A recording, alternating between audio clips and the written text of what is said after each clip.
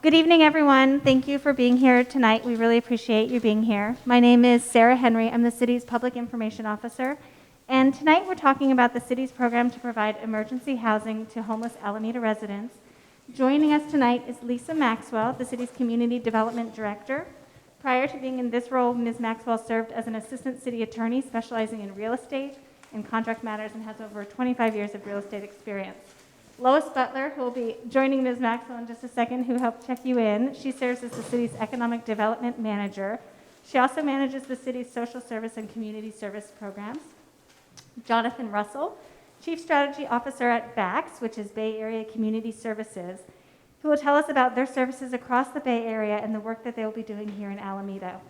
Also here tonight is city manager Eric Levitt, who will be joining us for the first hour. He has another commitment after that. Police Lieutenant Brian Foster, and Councilmember Tony Dasog. Oh, and there's Councilmember Trishera Spencer as well. We know that not everybody who is interested in learning more about this program is able to attend tonight, so we're recording this meeting and we'll be placing it on the city's YouTube channel tomorrow. We also know that people want the ability to comment not in a public setting, and so people can do so on the city's website at alamedaca.gov/emergency housing. Or you can comment by email to acox, A-C-O-X, at alamedaca.gov. So who reads those? So all of the staff that's here today will be reading all of the feedback that's provided. We're going to have another meeting with the same agenda and the same speakers that we have tonight at 6 p.m. on Tuesday, December 14th. That meeting will be by Zoom. And joining us tonight to help facilitate the conversation is Lou Hexter, Senior Project Manager with MIG Inc., a Berkeley-based planning and design firm. Mr. Hexter has over 30 years of experience in community planning involving affordable housing, transportation, economic development, and social services. He's facilitated community meetings, workshops, charrettes, and conversations throughout the Bay Area and California. Lou is joined tonight by MIG associate Anna Padilla, who will be taking notes on this butcher paper here. As we hear from our speakers and throughout the evening, if you'd like to share a comment or a question, please fill out one of the speaker cards that you got when you checked in, or there's more in the back, and then I'll come by and collect them, and then I'll give those cards to Mr. Hexter, and he'll call on folks in that order. We're limited on time, so each person will have up to 3 minutes to share their feedback, and it's very important that we remain respectful of each other throughout this evening. We also want to stay on our topic, which is the emergency housing for our homeless program. We'll try to answer as many questions as possible, but we'll also be drafting an FAQ that we'll share by email after the meeting, and we'll continue to update over time. So thank you all for being here, and I'd now like to turn things over to Community Development Director Lisa Maxwell. Thank you, Sarah. Hi, I'm Lisa Maxwell, as Sarah mentioned, and we're here tonight to listen closely to you. Is it possible to turn the volume up? I can turn it up. Sure. You can just talk it. I can turn it up. Okay. I'll also be really clear about talking into it.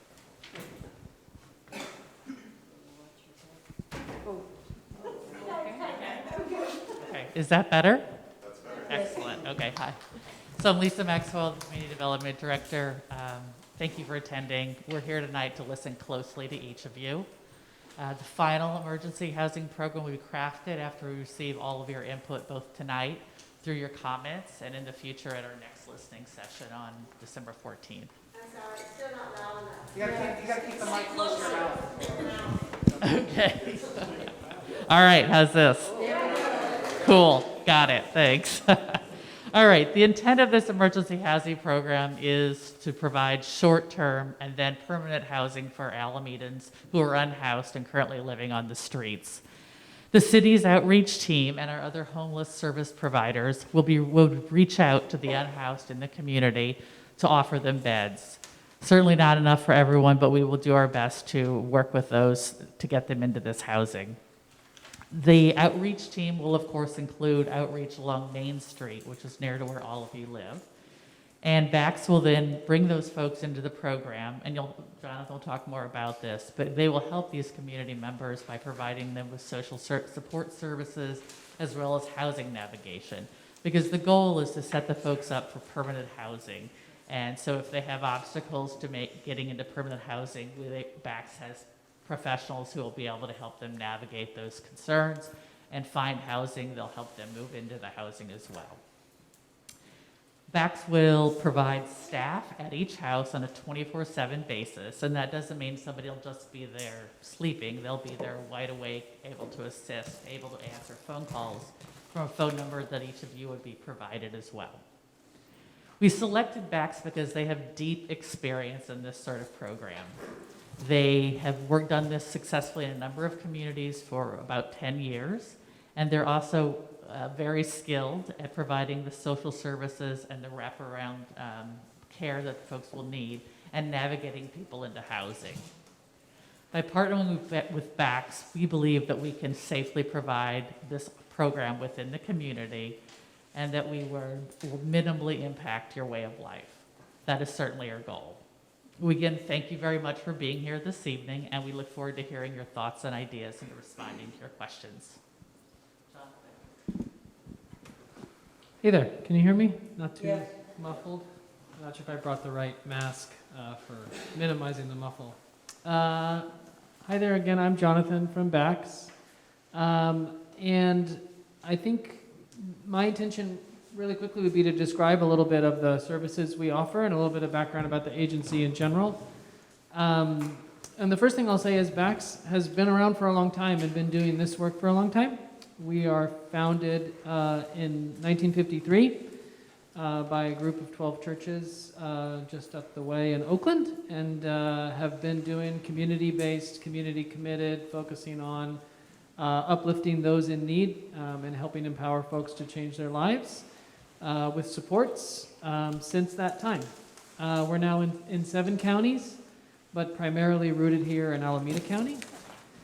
And we are also a unique agency. I come from the homeless services background, from case management down on Skid Row in Los Angeles, all the way up here decades later. And one thing that's unique about VAX, I think that is really relevant to this program, is we are both a full spectrum homeless and housing services provider, meaning we do the stuff from outreach all the way through to permanent housing and all of the different kinds of services in between in different communities.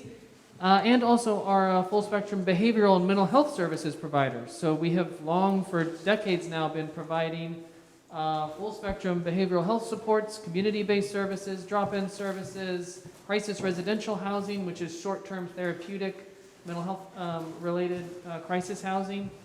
So our intention in all of our programs is to bring that full spectrum of experience to bear on the folks we're working with, to provide the community with all of those supports. So this specific program we're talking about tonight, at VAX we call it our interim housing. We like to call it interim housing, which is to distinguish it from what many people often associate with emergency housing or emergency shelter, which very often is really short-term durations of stay. In some cases, historically, it involves people getting 3 meals a day, checking in at 5 p.m. to go to sleep and checking out and leaving in the morning.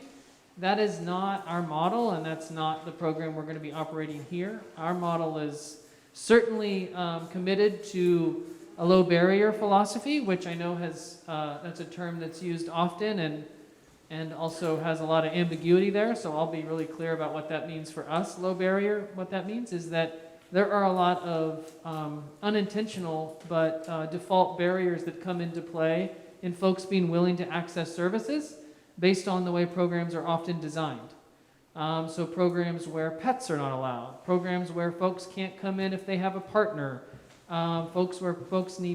situations where folks need to not take their possessions with them, so they have to, strip away their belongings down to 1 bag of things to enter a shelter, for example.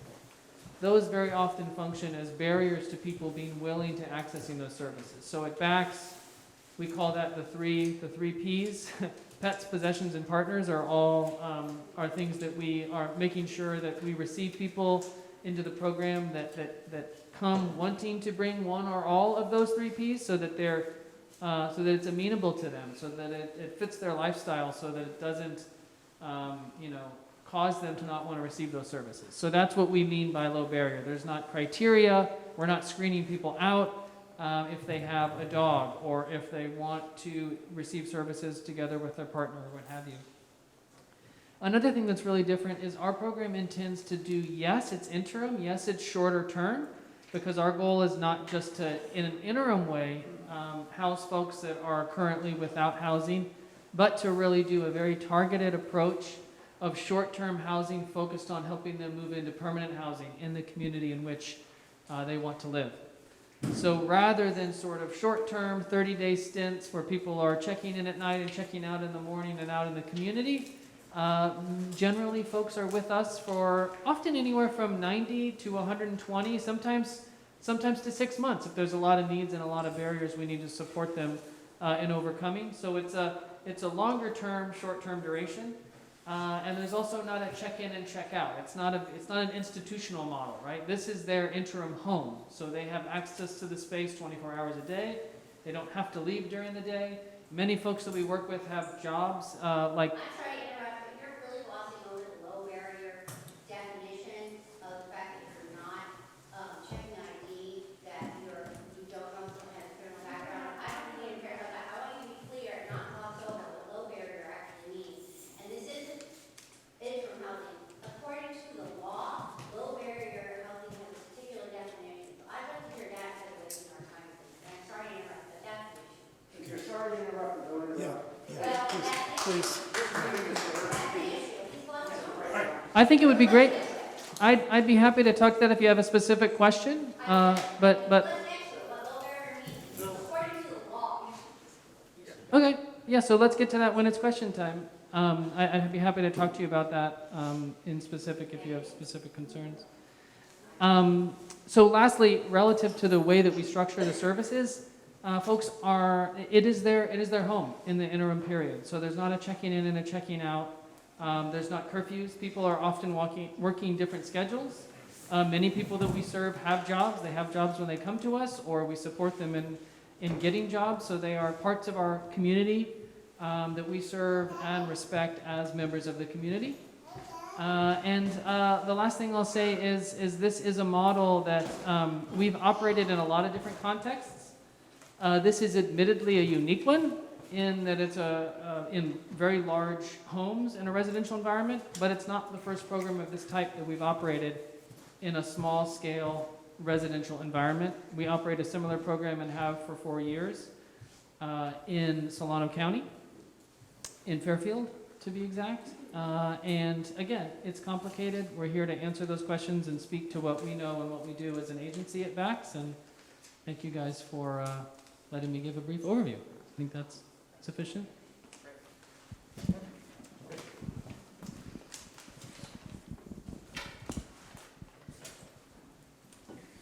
Good evening, everyone. I'm Lou Hexter again from MIG, where we were asked to come and be moderators tonight so that staff and VAX could be up to answer your questions. And my role here tonight is really just to make sure that everybody has an opportunity to share their thoughts, concerns, hopes, and questions. And we're using this comment card format because we want to maximize the number of people that have an opportunity to speak. We want to try and keep this orderly as much as possible. As we mentioned, the meeting is being video recorded. So folks that aren't able to be here tonight can view it starting tomorrow, I believe, or soon after. Sean, soon after? Okay. Also, for any of your neighbors that weren't able to be out tonight, as was mentioned, there is going to be a Zoom version of tonight's meeting, same format, same agenda, except it's going to be online. So again, another opportunity to share information and to have questions asked. So I have about 16 comment cards right now. And in the interest of time, we're going to ask a 3-minute time limit. And I think Sarah's agreed to be our timekeeper. She'll just give a gentle nudge or wave or whatever to get your attention. And we appreciate your willingness to adhere to that. Other than that, we don't really have any other ground rules except just try to be respectful. And in your comments, it's perfectly fine to disagree with something that's been shared. Just do so respectfully. Okay, I've got 18 now. All right. So as I call your name, I'm going to call 3 people at a time so you can just line up behind. And come up to the microphone if you would, please, so everybody can hear. And your name, whatever else you want to share about your affiliation or your residence, and then go ahead and ask your question or state your comment, and if one of the panelists can answer the question, they'll signal to me, and we'll try to answer as many questions tonight as we can. If you feel like, and they'll let you know if they don't have the answer tonight. I think it was mentioned that there's going to be an FAQ, frequently asked questions list, developed and put on the website so you can keep track of the questions and answers as they're developed. So is this a process question? Yes. I have questions here. I don't think they can answer in 3 minutes. Thank you. So what was the mechanism for dealing with questions? I've got at least 8 questions here. I don't think they can Right. answer them. Yes, and there may be some more involved issues and questions that you have that we can't go into the level of detail tonight. So I'm looking at staff. I think an email would be the best avenue for communicating those questions. It may require a more detailed response than we can give tonight. Thanks for that question. Another process question? Yes, if I could ask, say, a sign-in sheet going around, if you haven't signed in to get more information, make sure you get, it's on the board that's going around the room, just make sure you put your name and email if you do want to be on that list. Great. Yes? Yeah, in terms of process, to the gentleman's question in regards to having questions that may need more than 3 minutes, I'd like to hear if you can address to everyone here if the scope of us talking at the mic is 3 minutes, and that is what you're referring to, as opposed to him thinking that if he asks one question and it takes 3 minutes for you to respond, he's now out of time. So can you address in terms of that question and help him frame it? Because I think he actually has plenty of time, and most people do, but the way you respond. I see. So the 3 minutes does not count the response time. Thank you. Okay. Thanks for that clarification. All right. And I will also say that if you have other questions, things that come up for you on your way out of here tonight, you forgot to mention it, email is a great avenue, acox@alamedaca.gov. And we just want to make sure that you're aware of those opportunities. So tonight, we're going to start off with the first 3 speakers. That's Brian Verhalen and, bear with me, Curtis Thomas and Ilana Mingo.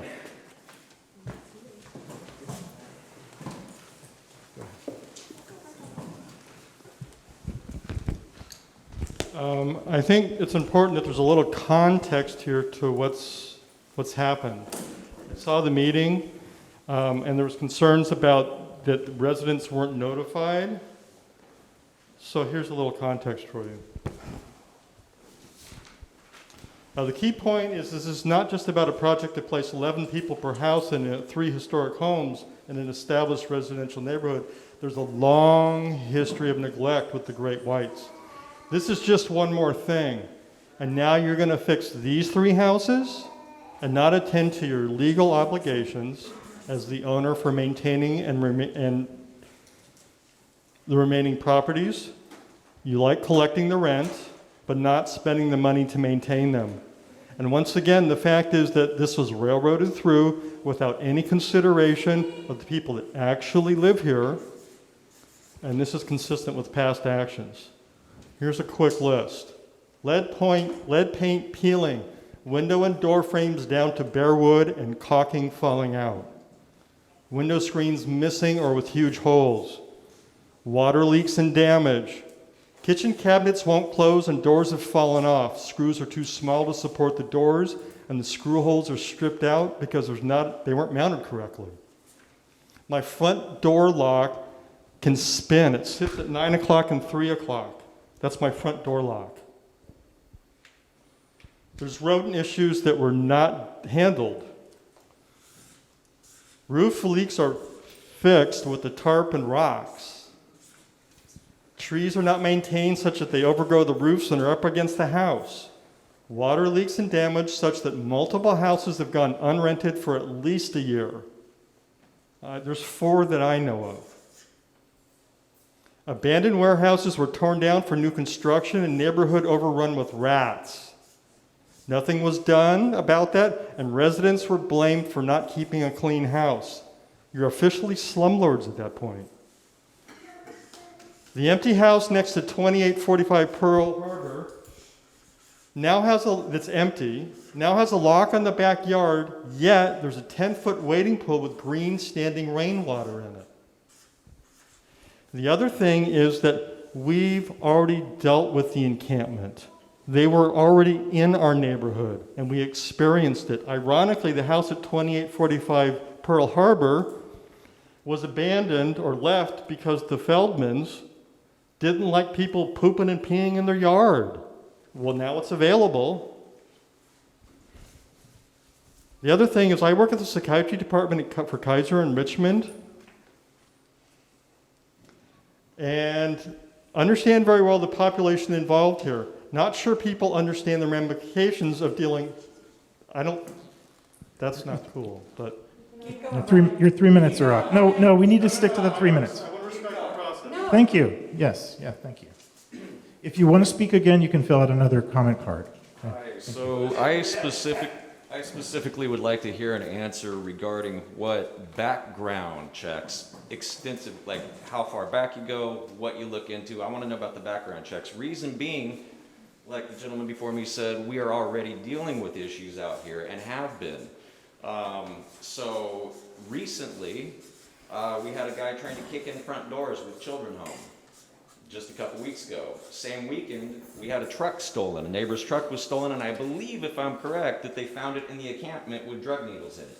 So my question is, with the low barrier entry model, which I don't believe you have one exactly like this in a residential neighborhood like this, correct me if I'm wrong, but with that model, we're afraid that maybe these guys could be our neighbors. It's conceivable that the same guys, because they're out here, could be our neighbors. So what is the background process? Please elaborate. That's all. Thank you. Okay. So we don't do background checks other than those related to 290 registrant Megan's Law checks when relevant to neighborhoods. Yeah. So relevant to schools in proximity in that case. So that would be a consideration here that we would intend to include. So that would include a specific background check as to someone's registration as a 290 registrant, which is a registered sex offender. And really quick, one last thing. How about increased policing? Are we going to get increased policing in the neighborhood? I can't speak to that. Especially based here. But you don't ask for identification, correct? Come on, guys. Come on, please. Let's respect. Just to answer your other question, yeah, false. We do operate a program that has the same criteria, low barrier criteria, in a neighborhood in Fairfield, California. Where? In Fairfield, California. What's it called?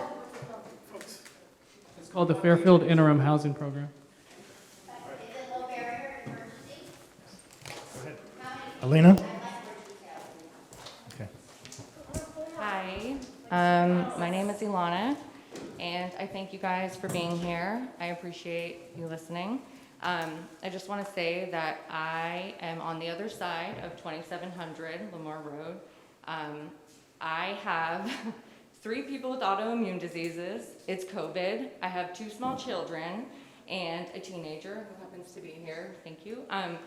I feel very uncomfortable with the fact that I understand the background checks and I appreciate the Megan's Law and everything but at the same time, I'm not unfamiliar with homeless programs. I've definitely done outreach in Berkeley, and the fact of the matter is that the homeless population, there are many people who are fantastic, wonderful people, however, underlying mental health issues, drug usage. The reason why I live in Alameda is because I don't want my children surrounded by hypodermic needles and people who could potentially hurt them. And I had a very unpleasant experience last month with a transient having sex with a Halloween decoration in my front yard. There you go. And I called the police because there are no police officers around here, and it took over 20 minutes. The police said, yes, we know who this person is. He's a transient. He has mental health issues. My husband maced him, and we had to take it upon ourselves. And I'm happy to provide the ring footage, but the fact of the matter is, I can't have that happen. I work too hard at Alameda Business. I've been here all of my life, and this is why I live here, so I don't have to deal with this kind of stuff. And it really bothers me. I feel like I don't matter, my family doesn't matter, and I have to literally share a wall and a backyard that goes right up alongside. I don't know how I would be protected in that case. And also in the homeless, I'm sorry, I have fear of public speaking, but also I know in the homeless community, many people don't have driver's licenses, don't have birth certificates, and use aliases. How are we supposed to feel comfortable or confident that that's being checked, That's my question. How am I going to feel comfortable that you guys have done your due diligence in vetting these people? Kids at home alone sometimes, and Folks, that's nerve-wracking. So thank you for listening, and I appreciate it, and I just would like to know how you're gonna vet people. Thank you. Okay. The next speakers, Aaron Jurek, Alan Tubbs, and Bruce Langley. So Aaron?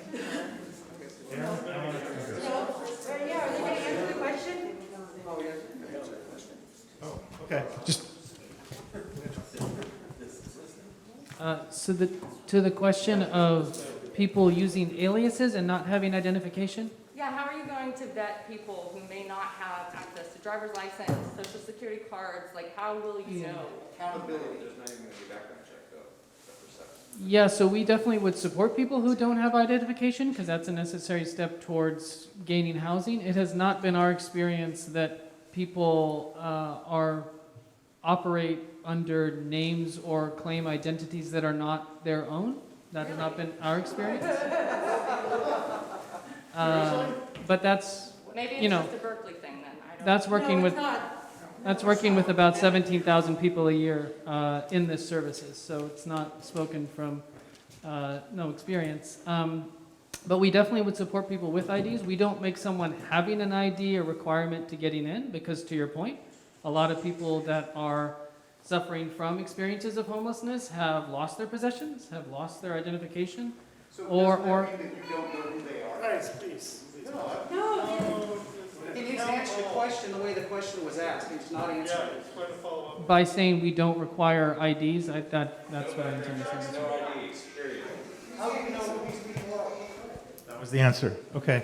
Let's get back to our comment cards. If you have follow-up questions, just fill out a card. We'll take as many tonight as we can. Aaron, Mr. Jurek, Yes. is that okay? Is that right? He can't read his handwriting, and it's Acton. Oh, I'm sorry, Acton. You're next. Hello, my name is Acton. I'm 16. I live on Lemoore Road, and they're trying to move people right next to us. We live apart, literally right next to them. And I just want to be able to feel safe to play with my brothers in the front yard, not have to worry about it, because the base can already be sketchy as it is. And I've encountered it many times, and sometimes I don't even feel safe in the backyard. I just want to make sure that this community stays safe and I don't have to worry about it, because I don't want to have to be scared to go outside, and I want to be able to walk home from my work, which is Rockwell, and not have to worry about any repercussions, because I don't think anybody wants that. That's all I have to say. Thank you. All right, Mr. Tubbs. And then Mr. Lee. My name's Al Tubbs, and I live right over here on Seattle Road. You all misread the concerns of why you're here. You all got caught, and you in particular. This thing about talking to the community and finding out what's first, that's how I found out those 4 trailers out here that got put in the middle of the night, basically. Came out and talked to the city workers. What are you guys doing? I can't tell you. And you went and stuck people in our neighborhood without telling anybody here. We had to find out our own. That's also why the Feldens lost, or moved out of town. They moved to Texas. You're putting this in place not because it's the right place, it's because you own the property, and that's the only reason you're doing it. I appreciate what you do. This isn't about your services. This is about the city, once again, screwing the residents of Alameda and trying to do it at the middle of the night and not taking into account the concerns of the people who live here. I live here. We've lived here for 16 years, and we've had to deal with homeless people. We've had to deal with drug use. We've had people piss in my yard. We had people, there's that crazy dude that doesn't have any hair that runs over here, no offense to people without hair, that comes in through our yard and tries to go to sleep the other night right here. He yells at people and everybody's scared of him. He's one of these guys outside. And that's who you want to put in a house that's meant for a single family. These houses were built in 1942, buddy. And they were built for families. They weren't built as a flop house for 12 people that you don't know who they are. And you danced around the issue about a 290. There are no schools here that you would have to do a background check to make sure they're not a sex offender. I could look in Google Maps, but you don't know who's in there. We know who everybody, we all know each other out here. It's wrong. The city of Alameda and the staff people went and did this, and you look at that city council meeting, and the vice mayor asked you to put off the vote for 2 weeks, and you just ran it through because you don't care what we think. We're the ones that have paid almost $500,000 in rent since we moved here in 2004. And like Ilana, we moved here because it's a nice community, and I don't want to live in Berkeley, and I don't want to live in Oakland, and I don't want to live next to your project in Fairfield because I've lived in Vacaville. This is wrong. You guys are process foul. You're acting like you're going to go ahead and do it, and this is some catch-up, cover-your-ass scenario to have this listening session tonight. I'm pissed off. I'll tell you what, you've had not deal with the car shows out here for the last 15 years. You have to deal with the fireworks every night right out here in the estuary that nobody does anything about. You don't deal with the break-ins that we've had out here. You don't have had people that come to our front door trying to walk in. I have to lock the doors at home when I'm home because people try and come in all the time. You won't have to deal with the dumping and all the crap that's left out here. You don't have to deal with the mentally unstable. You on the staff need to figure out what the residents of this town want and why you're employed, not to get your pet projects through and get cash into the banks of the city of Alameda. And that's all I got to say.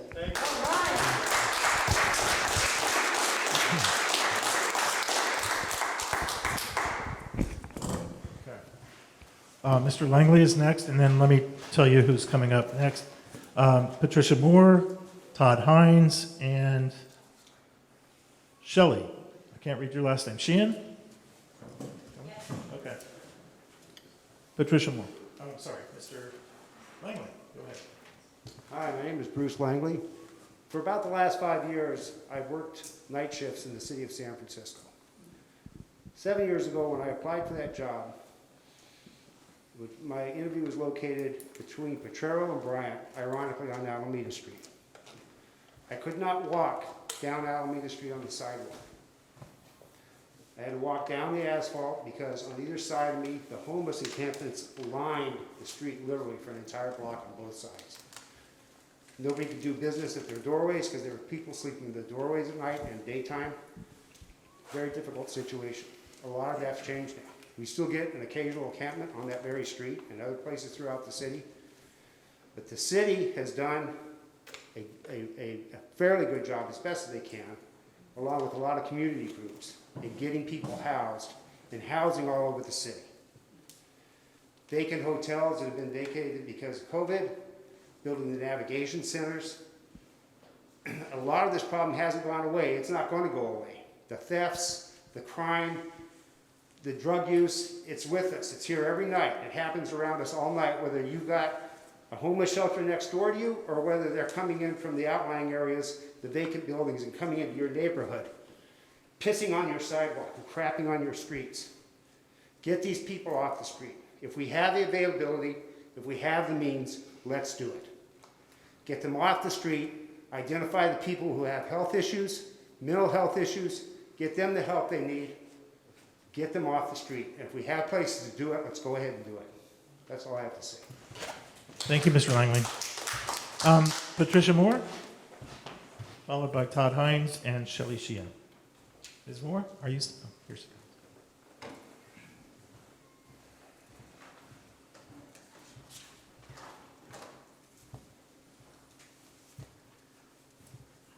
I just want to say that I support anything that gets people off the streets and gives them supportive services.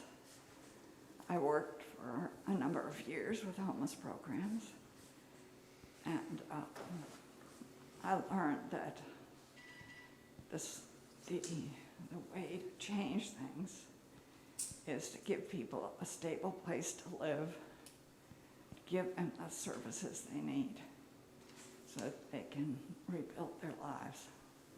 So I just want to support whatever measures you can take to do that. Thank you, Ms. Moore. Mr. Hines is next.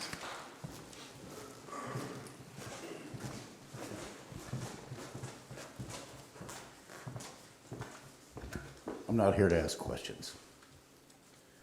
This was wrong. This was handled badly. This is not safe for our children. This was forced through in the dark of night. The council has made no bones about the fact that they tried to sneak this through before there was time for public comment. That's why we're here tonight. Our houses are not properly maintained, but yet there's money to put people who are unsafe in the middle of our neighborhood full of children. We already have the supportive housing run by APC. We have the trailer camp. We have the encampment by the channel. This is wrong. This is not good policy. This does not make sense from the guidelines laid out by APC for what works. This is not acceptable. We will retain counsel. We will fight you. We will not accept this. Thank you.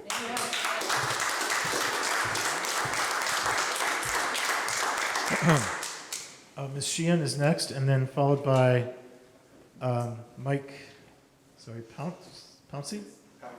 Pouncey, and then Savannah Cheer. I'm going to stay right here, obviously, I was privy to a report that Nate sent to city staff and council and Mr. Levitt and Ms. Yudishin a week ago. We were promised answers to the number of legal issues that we raised. I'm going to say a couple of them. Low barrier emergency shelters are not permitted in our city residential zones. They're prohibited, as a matter of fact. That issue has not been addressed. Excuse me, Ms. Sheehan, our recording isn't going to pick you up unless you come to the mic. They So can hear me? the recording can't hear you. Nobody mind, I'm not wearing masks. Oh, Well, you're 6 foot apart. Hundreds of masks up.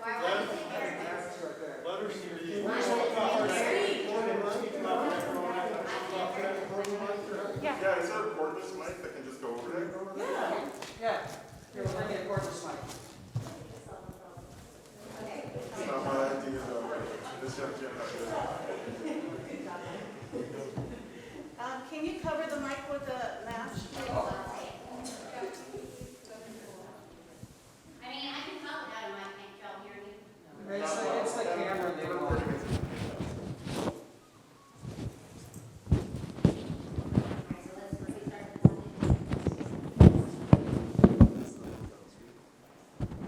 Okay, hi.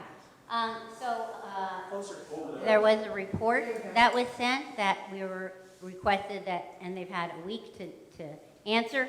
Very simple. The low barrier shelters are not allowed in residential zones, and that is actually consistent with the Project Home Key requirements and the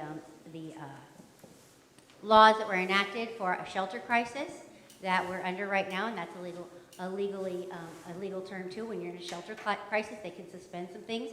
What they did not suspend was the residential zone requirements, and even if it was in a residential zone, it would still have to comply with the residential zone densities, which these don't. It's also not allowed in the historic district, and if the city wants to put a project in a historic district, Mr. Levitt is required to notify the Historic Advisory Board ahead of time, and I've asked for evidence that he has written them a letter, and I don't have a response to that yet. I have not seen a conditional use permit for a variance to allow these in the zones, and I don't believe that it would be possible to do so. And also, it's not CEQA exempt. Again, I've looked at the Project Home Key regulations, and even if it was CEQA exempt, you have to notify the county, and there is no letter of notification from the city to the county. So, and it wouldn't be CEQA exempt anyway because of the historic district. Okay. And then it does, the locations don't meet criteria for low barrier shelters because they're not in proximity to transit, grocery stores, and other things like that that are required for this population. Okay, so they don't have the things they need. That's why they asked for a car in their project, because it doesn't fulfill the criteria. And these houses are never going to be able to be put up to code for these people to live there, because the requirements are higher than what they give for us. The lead paint is one of the most significant issues. And if the city wants the lead paint to be removed and wants to use these projects to get the lead paint out of these 3 homes, I got to tell you, ARPA has lead paint abatement funds that you could ask for to get these up to code. So you don't have to worry about that. You can use ARPA funds to get our houses to where they should be. Also, there is an alternative that only costs $125,000 that was proposed at the July 20th meeting to give that money to the day center, and they could house 10 people. They're low barrier people, the target population that this project has said that they want to be for, which is single males that don't have identification, that have criminal background, that have drug problems, and have mental health issues. God bless them, they need somewhere to go. My father would be one of the target populations, okay? He lived on the streets for 30 years. And so he would not have been able to live here because he needed the proximity to the grocery store, okay, etc. So, and then the other thing is, there's fair share saturation law that we've exceeded, okay? So, as far as an injunction, we have a legal basis for it. But I want to make sure that you guys answer the various of these questions before this project moves forward. Right. And I don't know you. Thank you, Ms. Sheehan. All right, go ahead. I was just going to respond to a few of Ms. Sheehan's comments, if you don't mind, to the extent I captured them accurately. Regarding zoning and concerns about regulatory issues, we consulted today both with our city attorney's office as well as our planning director, and he will issue a zoning determination, our planning director, and the use is permitted by right under AMP's transitional housing. It's not, this is low barrier, that's not the same. Okay, well, as I mentioned, we consulted with our city attorney's office. So, and the day center has been open for 10 beds in the evenings, and these are just it's a shelter option, but those are currently available. But we'd like to add it in addition to that. Thanks so much. All right, Mr. Pouncey. So I have a few questions. Is this area close enough to the amenities that people would need, when they're dealing with all of the things that go along with being unhoused for long periods of time? And also, what does a successful program look like? If we don't think that the program is working successfully as a community, what's our recourse with dealing with that? Okay, so 2 questions. Jonathan, do you want to? Yeah, thank you for those questions. I think people have a lot of diversity of needs, and I think we certainly do like a whole assessment of what those needs are and what those barriers and the resources that we need to connect folks with. So I think, yeah, I mean, self-avowedly, like there's not everything in this neighborhood that folks may need. But there's also not everything in this neighborhood that I need. So we would definitely have to be leveraging community-based resources that aren't physically here. Our model is very community-based, so we try to not do our services in the home at the site. I could talk a lot more about that if you want to after. That's kind of a philosophy of care thing that our goal should really be. We want to be out in the community going to those resources with folks. So all of our staff that are doing the case management, travel with people in their cars, in their personal cars, to go to resources, certainly also bringing things in. So I think it would definitely be our intending to connect people to, some of those resources are county-based resources that are, in certain places in the county and not others. So that does apply to many communities. A successful program. I think a successful program is a program where folks feel safe to come and receive the resources they need to become housed. For BACS, our measure of a successful program is the percentage of people served that exit the program into housing and then retain that housing. So that kind of captures all of the supports that need to make that possible. And I think by national standards, BACS has consistently maintained numbers above 70% of those served in these programs leave into permanent housing, which is a really, really, really high bar. And so that's what I use as a measure for success, sometimes much to our program manager's chagrin. But that's what I would consider a successful interim housing program. That does sort of bring up the question, is there any... and that sort of brings up a sort of additional question of, is there any sort of, I don't know, polling in the community, any way of like actually dealing with issues that arise if things don't feel like they're a success for the people that have already been in the area? As I mentioned, there will be a phone number that you're able to voice your concerns as they rise, and there'll be a live person who can answer that. But part of what I see as a successful program, and I think staff in general does, not just me, is that it has to also minimally impact your community. So we have to try to run a program that's well run with BACS, and that's why we've chosen BACS, and that can provide something that feels safe. But that's your community. I'd like to point something out. 33 people added and 66 annual year is more than the population. We're going to go on to our next speaker. All right, Savannah Cheer, are you here? Sorry? Okay. All right, Stephanie, Chenard, yes, thank you. And followed by Craig Miop and Karen Johnson. Karen.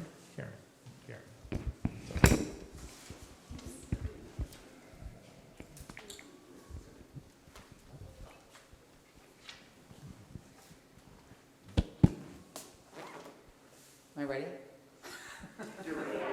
Okay. So thank you for this session tonight. I appreciate this happening in this space for us to be able to, for the neighborhood to be able to come and speak to you. However, I do feel it's too late. I've had years of experience working in homelessness county agencies and the Mental Health Services Act, and I've been really in the forefront of stakeholder engagement. And all of that happens while we're in the process of trying to put together a program, not after it's already being negotiated, signed, and it's a done deal.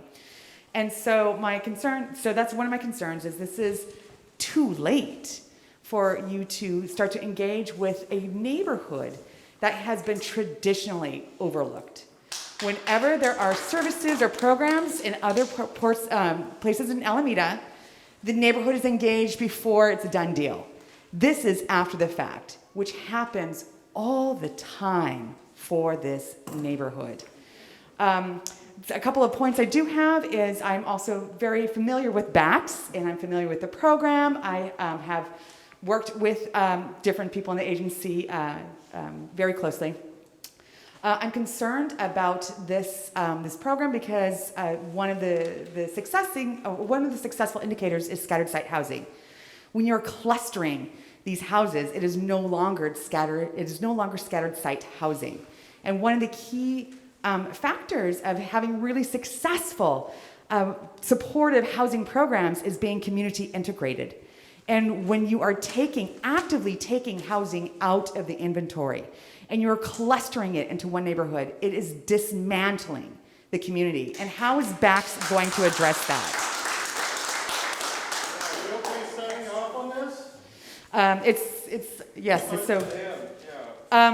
I think that Alameda Point has disproportionately borne the housing services. Again, when it comes time to provide services, it seems to be very clustered into this particular neighborhood. It is segregation, and part of this is also embedding segregationist policies.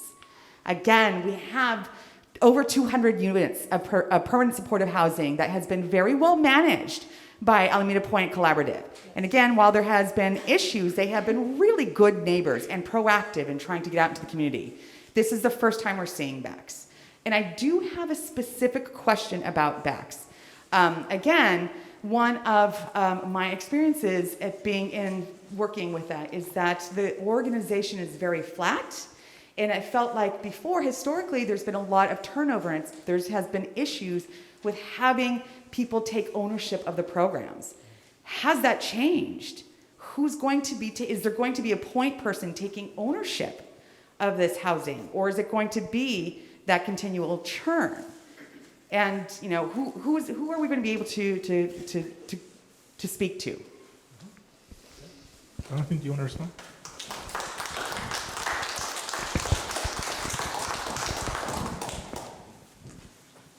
Thank you for the questions. To the question of ownership and oversight, yes, this program would be in a very specific division that has a management structure. There would be management, direct service management over the dedicated staff. There would be an associate director that oversees all of our residential interim housing program, and then a chief program officer that oversees that associate director and that division. So there's a pretty clear structure, org structure, and management structure for this model of program. Happy to. I get that, but like, again, a lot of times case management tends to churn, and that has been again part of the organization's model, and it's been prohibitive. Got it. Yeah, I do think there certainly is, social services in general has been in a turnover crisis for decades now, for sure. But at BACS, you know, we have a very competitive structure in terms of our pay relative to other CBOs, and we have a great staff that I believe is, you know, compared to my experience, you know, gentleman shaking his head aside, has been really consistent and stable, especially in this division. To the question of scattered site, I'm not sure. I think we might be using the terms a little bit differently. Scattered site relative to a housing model structure just means not all in one single facility. So these are across multiple homes, but it's a single program, but they're not in one single large building. That is kind of the baseline meaning of the terminology. To the question of taking housing out of stock, I mean, it's an interesting interpretation. Usually the problem of housing stock is that it's not accessible to exactly the kind of people that we're talking about today. So it's certainly repurposing it to make it available to people that some folks would not want in those homes. Yeah, we don't but that's he's talking about this affordable housing is being taken away. Making affordable housing off the market. I would say it's temporary dedicating it to interim housing, but that's how I see it. Okay, Craig Meoff. Did I get that name right? Followed by Karen Johnson.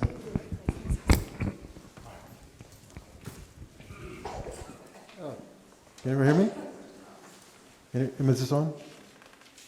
Thank you all for coming tonight back. I want to thank you for your service. You do a great service community. I've been involved in homeless issues, and I'm concerned for a couple of reasons. Number one, the area here has, this facility here had a wonderful gardener. If you guys walk past, the gardener was attacked.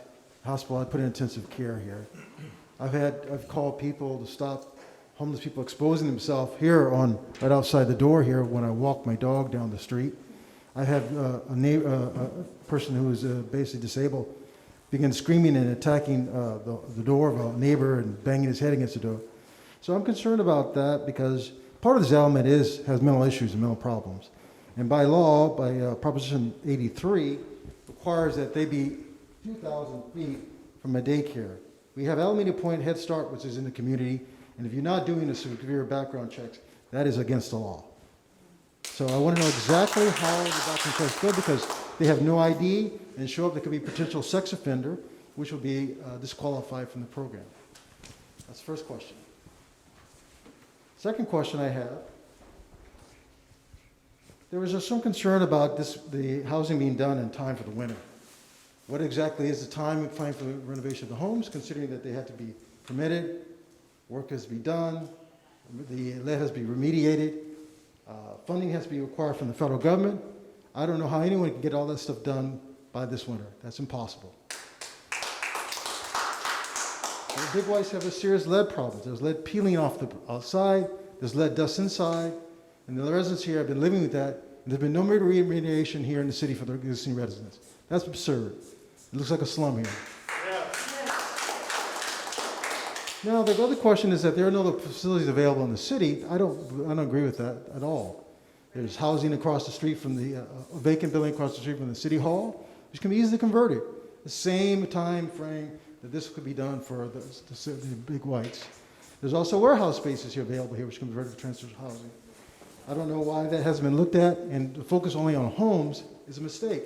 These facilities can also be created in industrial buildings, commercial buildings, at a much more economic and effective ratio. More space for people, more facilities put in place. Now, in terms of oversight, if there's a problem here, what is the reference, if say a child's attacked or adult's attacked, what happens? What do we do? Just going to shrug it off, or is there some sort of oversight that will require this to be removed from the community? That hasn't been addressed at all either. And if this is a temporary project, we have a hard deadline. Is the city going to say it's going to be over in 5 years? I'd like to see an actual concrete deadline for transitional housing. The other thing we talked about is segregation, and I think that's a problem. All the services have been concentrated in Alameda Point. I think it should be done throughout the city. All right. Thank you. Thank you. All right, I think there were a couple of questions. Questions for you? Do anybody want to respond to? Yeah, go ahead. I think most of those will probably need to be addressed relative to the city as just operator. But to the background check question, I think, again, our intention would be to comply with any and all of the necessary checks for the 290 registration based on the law to comply, and or just based on in partnership whether there was not the proximity relative to daycare or schools, if that was the city and our community's decision making. All the more so if in fact there is folks within that proximity that would require it by law. The 290 registration background check would be the mandatory check that we would include or endeavor to include, regardless of whether it was in proximity to an official school or not that would require it. But that's ultimately, this is the city's decision. In terms of the time to revamp the homes, they need varying levels of work. One of them is pretty easy to probably get opened up. It needs paint, carpet, and some real basics. So we think that one home could be 30 to 60 days to. You're okay with putting people with lead paint in there then? Yeah, we've been looking at it. Just go with it. 30, and the other two will take a little bit longer, but our goal would be, like between 30 days and 6 months outside. And the money, we can do it by right, per the law that I mentioned earlier. And the ARPA money has already been made available to us, so we don't have any other approvals that we have to get the money. Specifically, what's the time frame for renovation, and does it include the environmental remediation of the lead dust and peeling lead paint on the facility? Is that included in the proposal, yes or no? We will paint them, and that will encapsulate. That's very important. Not answering the question. Yeah, that's. That would be, I'm taking that What's the to question know again, that. I'll repeat it again. I understand your question. I didn't hear the answer. Can you answer it? We will have to get in there and see what we've got to work with. I don't have a specific answer. Given that has lead paint, will you be able to achieve? I don't know if it does. It has lead paint, all the big ones do, among other places. Okay. And in terms of the police and what would be their response, we do have an officer here this evening. If, Lieutenant, my apologies, Lieutenant. Jonathan? You okay putting your residents in a house with lead paint, peeling and breathing it in? You okay with that? Our expectation would be that all the necessary rehabs for safety would be done. Yeah. We're doing our own inspection of the property now to set our What about the family who's been living out here with? We need to answer the questions as they come up, so. Do you, What you get when you jam this down our road. Hi, I've been up here at Lieutenant Brian Foster. I'm the evening watch commander for the weekend shift for the Alameda Police Department. I'm also the lieutenant responsible for this end of town, it's now Sector 1. As far as police response, There are no plans at this point to change our patrol deployment.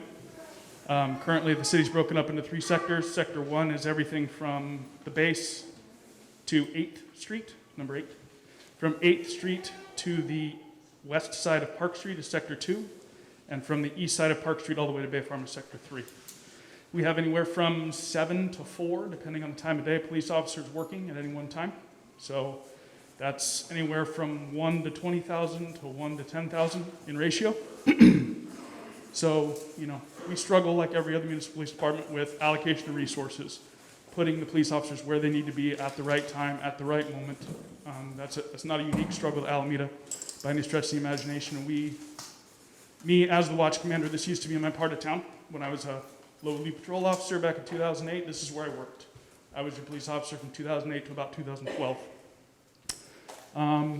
So I'm sensitive to the issues you guys have over here. I understand the history and the evolution that the Alameda Point area has gone through, both from a commercial and residential aspect. So we're going to be working closely with the program director, the case managers, to have I don't know what you'd call it, a working group.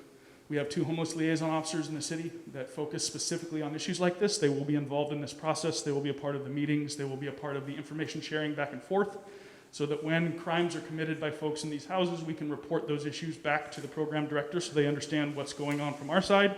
And from their side, they can tell us what they need from us and what help services and, Will there be a mechanism to help identify it? Because if somebody's not identified, there's no way of tying it specifically to a house. Sure. I noticed you said Well, that's my follow-on question. Thank you for that. Anything more on this? No, Yeah, stick around, there may be other. yeah, if you guys have other questions about safety, I'll come back up and do the song and dance again. The city owes us better policing if we're going to put this in our midst. All right, Karen Garin Johnson? Sure. Prevention, not after the fact. Hello, I'm Lois Butler in community development also. And I do work on a daily basis with the homeless liaison officer and a number of the outreach workers. And from my experience, a number of most of the unhoused in Alameda have been identified. And we are targeting the unhoused in Alameda. So I wanted you to know that from a working perspective. Thank you, Lois. Okay, Ms. Johnson? Yeah. Followed by Amy Benjamin and Jonathan Lynch and Amos White. Okay. So I am, just like everybody else, extremely disgusted and concerned by the fact that the council voted this forward, despite numerous requests to delay the vote.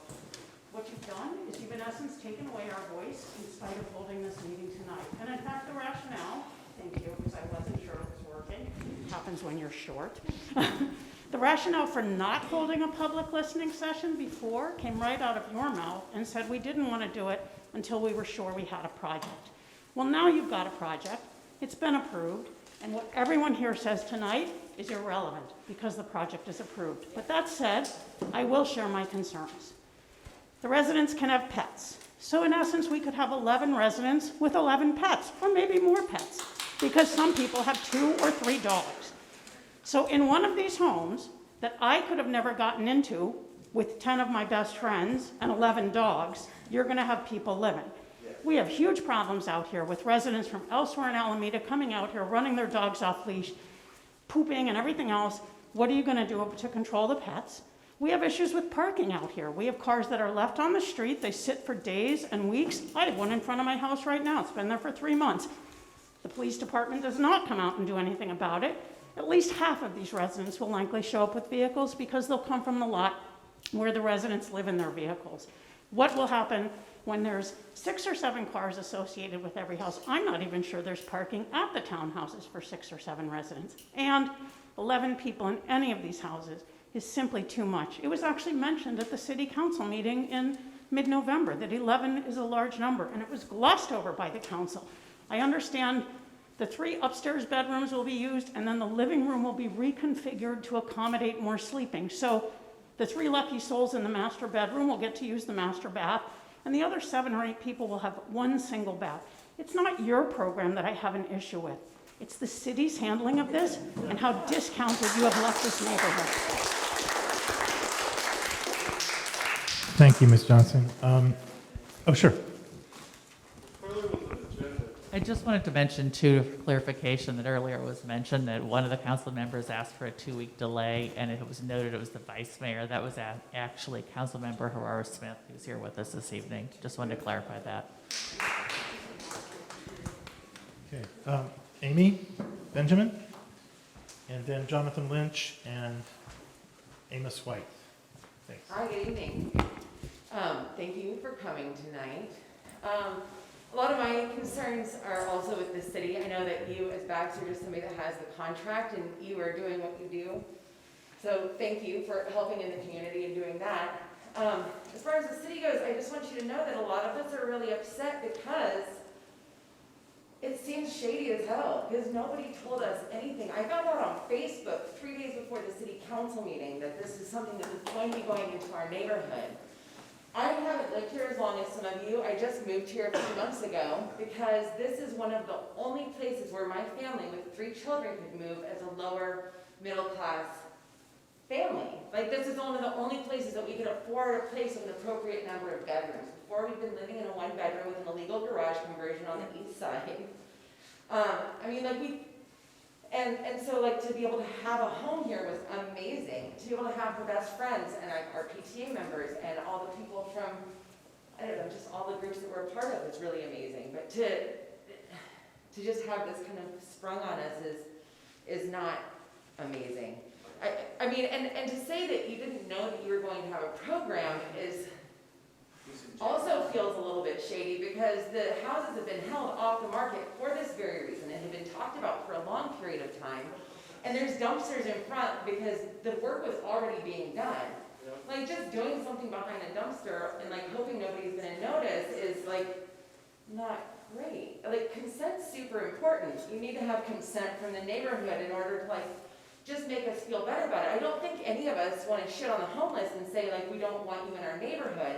But the program, from our perspective, seems super rushed. It doesn't seem very thoughtful, and it doesn't really involve the community. So it doesn't feel like something that I personally don't feel like I can support something that I know nothing about. So, I mean, when you don't know something about a thing, it makes you scared, it makes you nervous, and it's the job of the city to do their due diligence, to put our client at ease, and to let us know what's going on, to have good planning. What a fucking embarrassment to go back to like the bottle parcel presentation where everything was super well laid out, and like you've got the plan, you've got a timeline, you've got floor plans, you've got elevations, you've got all the different things that are going to be going on for that project, and then here's just like, we're gonna put 13 people in a house, like, it's gonna be like the worst version of real world in the home of the city. Basically, I just want you to know that we're feeling nervous, and the reason that you're getting a lot of the negative feedback is just because there hasn't been a community involvement. And it's not right. It's not okay, especially when it is in our backyard. We're not NIMBYs. Like, I'm looking at like a lot of supportive services, like from every window in my house, I can see supportive services. So that's not. At any rate, thank you for your time. Thank you for what you do. Please do better. Thank you. Okay. Mr. Lynch, followed by Mr. White, Amos White. First of all, thank you for your time. Thank you for coming out tonight.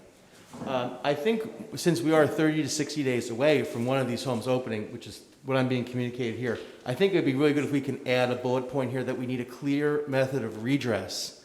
You've mentioned we're going to have, it sounds like 3 phone numbers, 1 for each house. I'm not sure if that's your plan, if there's going to be a central phone number that we can call. And then secondly, just to adjust the point that, how do we redress? Do you want a physical description of people? I mean, they could give us a name, but you might not know their name or what name they're going by, since identification's already been an issue. Do you want us to have a method of redressing this with the police, with the city, with you, with homeless services? I mean, what happens when it's 8 p.m. on a Sunday night and someone is having sex with a Halloween decoration of some kind? I know that sounds funny, but this is the reality of what we're going to be living with. So I want to know how you guys want us to handle issues that we have going forward. And this is the first time I've even heard of there being a number to contact. I would really like to have a written redress method with specific steps. Call this number first. If that doesn't work, call this number, send this email. I want this written down. I think we all do. I mean, because it seems like we haven't even gotten to that point yet. And I understand this is a fluid situation, but that doesn't mean that we can't be given some method of input. I mean, we can't call 911 every single time there's an issue regarding community quality of life, right? And I'm from New York City.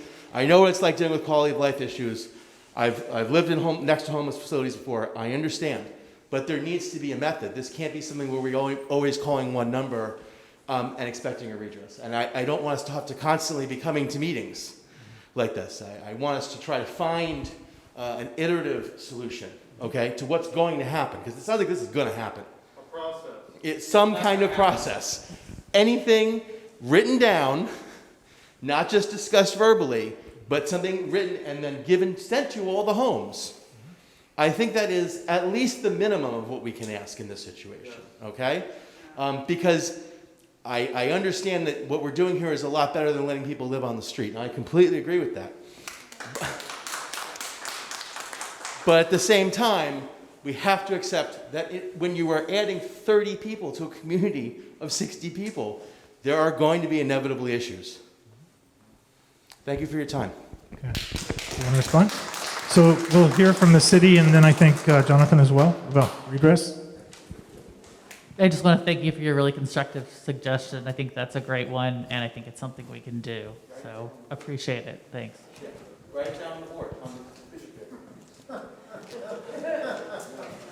Yeah, I agree. I think it's important. I think from a programmatic perspective, just to provide some context on how we've structured this relationship or these relationships with community impact questions in the past, as a sort of HIPAA-covered healthcare services entity, it's really important for us to have that distinction to make it clear that we're protecting folks' confidentiality and their information that we have. So I would prefer that filter for X thing happened in the neighborhood and law enforcement, the city's been contacted. If we identify that that's someone connected to our services, that's definitely something that should come to us and we should include that. But my concern would be that because we're doing services, that doesn't mean that we can presume the unfortunate Halloween costume incident is necessarily connected to those services. And so we need to have that more official process to identify someone external to the program. What process would you want to us connected to those services? Can you give us a clear framework? Yeah, I mean, I am totally open to what the city thinks the best operation for that is. I think for us, we definitely have an emergency contact number that will be our central number that we operate with, that staff has on hand for emergencies. But I think that there should be a process that has very clear channels that start with the city and go through to BACS as needed, if it's folks that are connected to the services. I will say just one thing and I appreciate everyone's being really transparent about the commitment and the distinction that living on the street is worth from living in services. Messy as it gets to create and structure services well. I think that's something we can all recognize. Doing it every day, I can too. I do want to say fundamentally, what we know across communities across the country is that when we provide services, incidents like the unfortunate Halloween costume go down. They don't go up. That depends on where they. And people that are receiving services, if I could finish. I looked at those statistics. If people are receiving services, that's very, very unlikely that it's those folks that are having that mental health crisis without support. So I do just want to say, in our experience, and this goes across many communities, to bring services, to provide robust care, drives down the unfortunate incidents that we're discussing rather than driving them up. Not residential. There's a nuance there with statistics. Okay.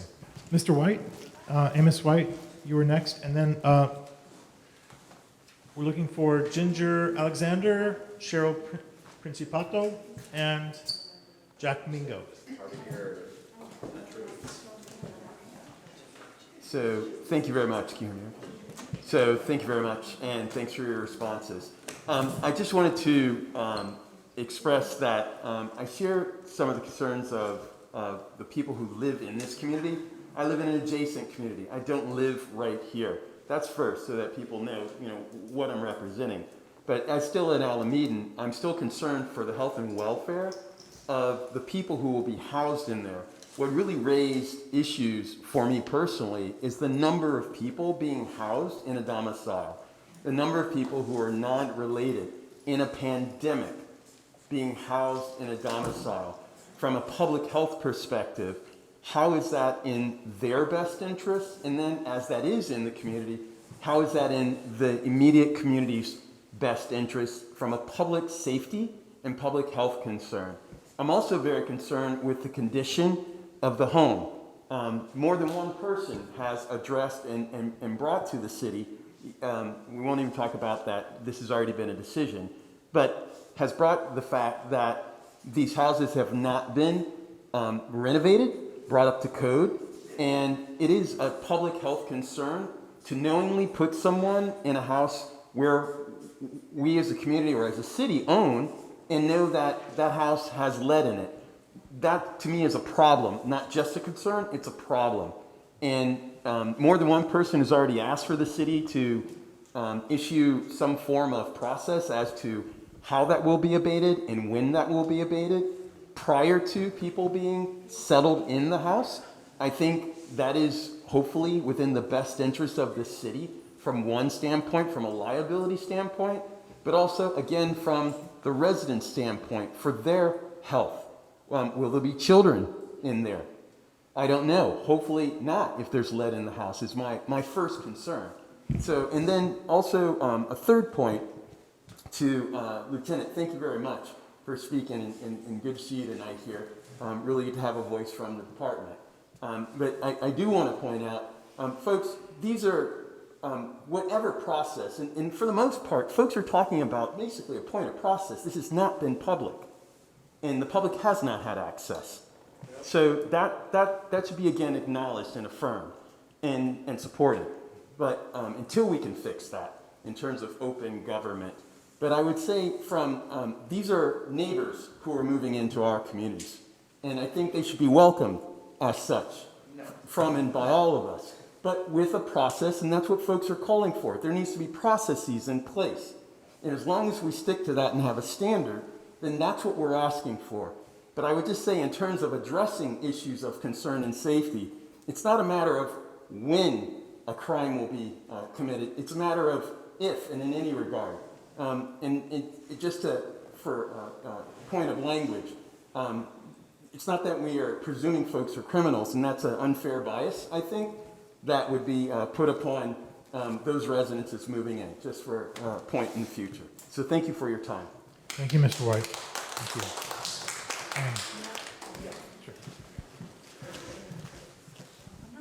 Thank you for your comments. Just one point of clarification. I agree on all necessary remediation, and that's why BAX is doing our own internal inspection of what we think is required in terms of rehab of the properties, and in conversation with the city about that. So totally agree. And from a client care perspective, we hold a standard that we're going to make sure that is met in terms of the safety, the dignity, and the necessary rehabilitation of the properties. What's that? Is there already a signed contract? Yeah. A services agreement? Trying to fix things in it because it didn't help, it didn't address recourse for residents at all, only commercials, only businesses. And to your other really important question about the amount of people, I think that one thing that was in looking at the maximum possible occupancy, that is presuming a context in which pandemic concerns, public health concerns have titrated down. So we most definitely would be starting with the maximum possible distancing, and potential, if we do the additional rehabilitation of certain spaces to create additional sleeping areas, then that would be a potential maximum occupancy.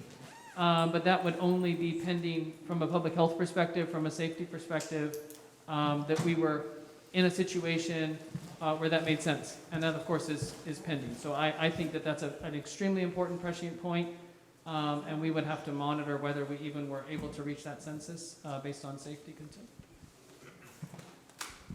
Okay, thank you. Just a quick time check. We're at 7:30 right now. We have about 11 more comment cards to go through at 3 minutes each. That's about a half hour more. Staff would like to take a 5-minute break, so if you have to leave, you have to leave.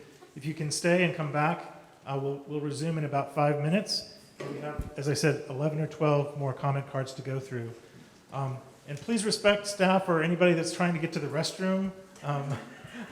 Give just common courtesy, let them do they'll be back in 5 minutes. We'll all be back in 5 minutes. So thanks for coming out. If you have to leave, thank you for being here. Thank you for respectful. Hey folks, up once if you can hear me. Here we go. Up once if you can hear me. 3 times, please. Take it away. Thank you, sir. Ms. Alexander had to leave, but she asked that I read the question that she had. As new housing on the base becomes available, will it all be dedicated to interim housing for the unhoused?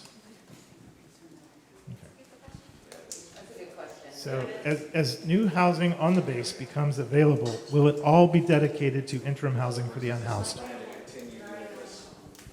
No, that's not the case. As housing is developed on the base, 25% of it has to be affordable. That's pursuant to a prior agreement. I think the question's for the houses that are becoming available as people. Oh, I'm sorry. I completely misunderstood. No, there's no plan for that. That's not the intention. There's not a plan for that. Okay, our next 3 speakers, Cheryl Principato, Jack Mingo, and Mr. Tubbs again? Yep, you said you could do it twice. All right. You're okay, you can keep it. You can hold on to it. Just make sure you talk right into it. That helps. Thank you for being here this evening. And luckily, I got to see an article on the front page, or actually right inside the front page of the Alameda Sun, to know that this meeting was happening tonight. And I do typically get announcements from the city emails, but I'm not sure that I saw something on this meeting. So I'm here with, I'm sure, a very shared overarching concern about homeless in our community overall. It's been a concern for me for a number of years, and with the pandemic, of course, that deepened. I think that we are looking at a very small slice of what we could be doing. I know that every effort is important. I have a nonprofit background, a social work background, sociology background, so I know every effort is important. But I also know the effort that it takes to put any of these programs together, and whether this program is directed in the right direction is a question of mine. I looked at the BACS site and website and know that you're dealing with homelessness, but I don't know what your region is. That's one question that I have. If I could know that before going forward with anything else. Yeah, sure. I'm assuming by region you mean what areas in which we work and do services? Mm-hmm, yes. So we work in total across 7 counties, primarily in the Bay, but as far north as Sacramento County. But we are historically and presently predominantly rooted here in Alameda County, founded in Oakland in 1953, and have been here ever since, operating probably 20 of the 40 programs that we operate in total in this county. Okay, so that's good to learn, because I think that definitely speaks to what my feeling is about this particular program, with especially a number of the homeless having mental health needs. Maybe these 3 structures are better used as halfway homes for those type of persons of need. It may then be better, have better oversight because of the natural needs that are associated with that type of housing. However, I don't want to spark other concerns with just throwing that out there. I'm just saying that we have so many homeless, and we are not reaching far enough to address the situation. And this has been weighing on my mind so much so that in the last couple of weeks, I even began to ask myself, what else could be done on a grander scale? What else could we be asking of our state, our federal government, to be assisting with this? Because having a business here on the base, we have a catering service inside the Blandnium, which recently just started a Bay Area-wide tournament for young people for soccer. And my partner noticed how some of these children were coming in and looking frightened with their new surroundings. Every advance into Alameda is not a pretty one. We need to be thinking about all of these issues altogether.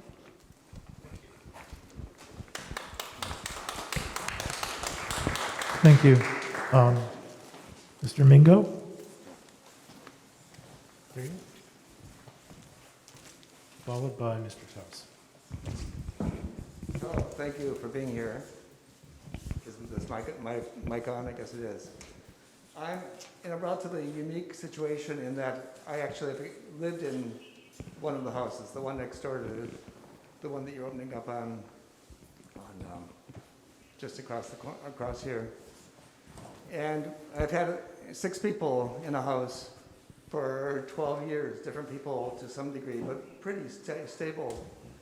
And I'm wondering about how therapeutic it would be to have any more than about 6 people there, because the bathrooms, the rooms, the whatever. I found that when we have more than that, or even that, when everyone's home at once, claustrophobia steps in. If they're pets, if they're dogs and cats, whatever, it's going to be even weirder and harder to live with. It means people will be, I know in our house, it means, you know, half the people step outside somewhere, walk around, get out of the house. I'm not sure that's necessarily a great situation where people aren't safe in a relatively quiet house. I think the density within the house, I think the density within the neighborhood both of those are going to be an issue that's not therapeutic for anybody. I really like the idea of spreading out.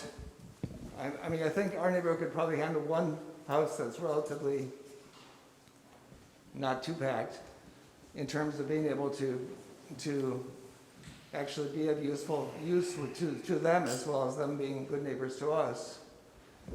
I would love to see at least one of the houses, maybe 2 of the houses, knocked out of the running here, and maybe set up on the other sides of Alameda where they can also have a neighborhood where they feel like they're at home and they're in a low density thing and where they're welcomed by the neighbors. I think it would be easier for us to welcome a half dozen to 8, 10 neighbors in one house that we can, you know, meet, bring them brownies, whatever, and welcome them as we would any neighbor. So I'm having trouble with the breathing here. But so that's part of the issue. If we're going to have high density of people here, I wonder why we haven't looked at the barracks over here that are over there, you know, over here, that have beds, that have mattresses, that have desks and furniture already set up, presumably electricity and so on. It seems like if the idea is to get a relatively high density of people in one area, that would be a possible situation where then you would have better control over what is going on and a better sense of, you know, I don't know what, you know, not knowing which house someone who's having sex with my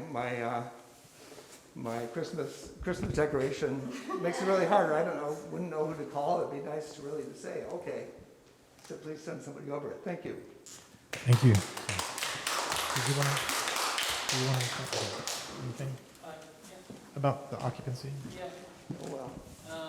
I'll just go on record. I think barracks is a great idea. I think we should turn all this stuff into interim housing. So yes. To the occupancy thing, again, I think really, really great questions. There is that question of maximizing the impact, right? We want to, when we're going to do projects, serve as many people as we can, but we want to balance that within reason to maintain a dignified, safe, therapeutically oriented. So I think that's a really important question, and I think we certainly as an agency, like by saying, okay, here's the potential maximum based on if you turn, if you keep enough common spaces and create more living spaces, that could possibly be the case.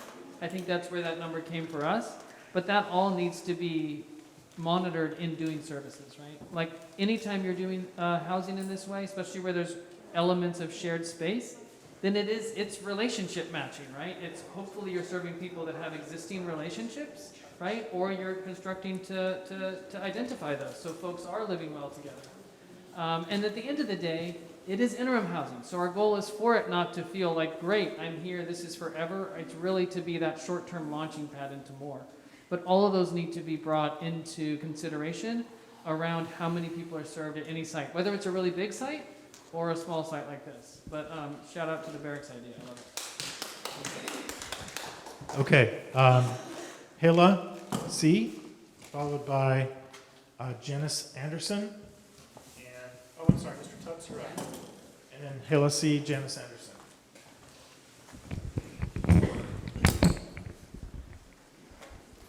Don't start yet.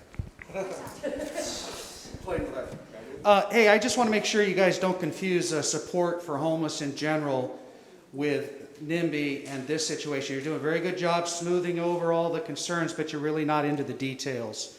There's various details, and what I want to know is, did the city already enter into a contract? Did you enter into a contract with this corporation, or this company here, prior to the vote the city council had? Have you entered into one now? We have not yet, but we are authorized by city council. Okay, but you have not actually signed a contract. Okay. Do you understand that you and city staff have lost the trust of the residents of Alameda? Do you understand that? This is a fair question. I want to know that you understand the gravity of the screw up here by the city of Alameda. And if not, then that's a bigger problem. You say we can call a number. Hey, Joey's out there doing it again with the Christmas ornament, right? Do you realize how many things that we've reported on this base that have not been taken care of yet? Why do you think we would ever believe that you're going to provide a number that somehow must be the magical number? There's graffiti on the building right across the street that's been there for 3 years. The power thing, the broken glass behind the skate park, all the things out here, the shopping carts. So, okay, the guys go down to Safeway, pick up all their groceries. They bring the shopping cart and they leave it over here next to the old commissary. Why is it my responsibility to then have to call you to come remove the shopping carts? You're taking the onus of your responsibility, the city of Alameda and the staff, and putting it on all these tax-paying, rent-paying residents because you need to fix something because you think it's an emergency. If the homeless was an emergency, then you would have done something about it 4 years ago. These guys have been here forever. And last, talk about rodents out here. I still have the videos of the 6 squirrels I pulled out of the attic of our house that the prior company, Gallagher and Lindsay, didn't take care of. There's a lot to do out here. These houses lean. If you have money from, I guess it's called ARPA, to fix these 3 houses, why isn't that money available to fix the houses that we're living in? And why don't you fix those first? I don't think you understand the amount of effort that these residents have put into these houses to keep this a neighborhood for families. Those houses are single family. Mayor Ezzy Ashcraft said, she mentioned they thought those houses might be better for a single family of homeless. That makes sense. It doesn't make sense to put 11 people into the single house. And if you have to do the alterations to that house, you're ruining the historical significance of these 18 big whites that are out here. So I think you have a lot more work to do, and I think you need to accept the fact you really screwed up, and you need to understand you need to earn the trust back of the residents that pay your salary.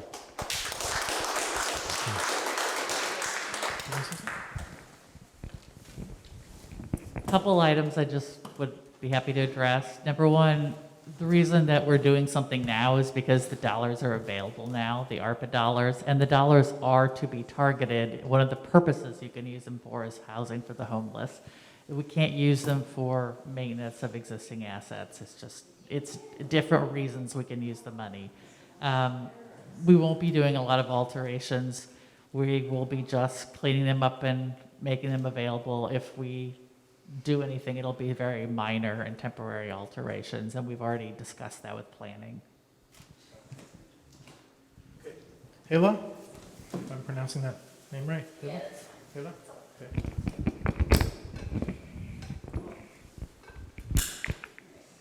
Okay, so, excuse me, my thoughts are a little scattered. I probably might sound like a broken record. I think you guys are pretty aware we're all in agreement here about how we feel offended and personally attacked with your decision. This is the first time, I don't know anybody in the room, but I used to go to Payne School. I went to Ensdale High School. I played soccer. I know Alameda and how it used to be and now how crappy it is now.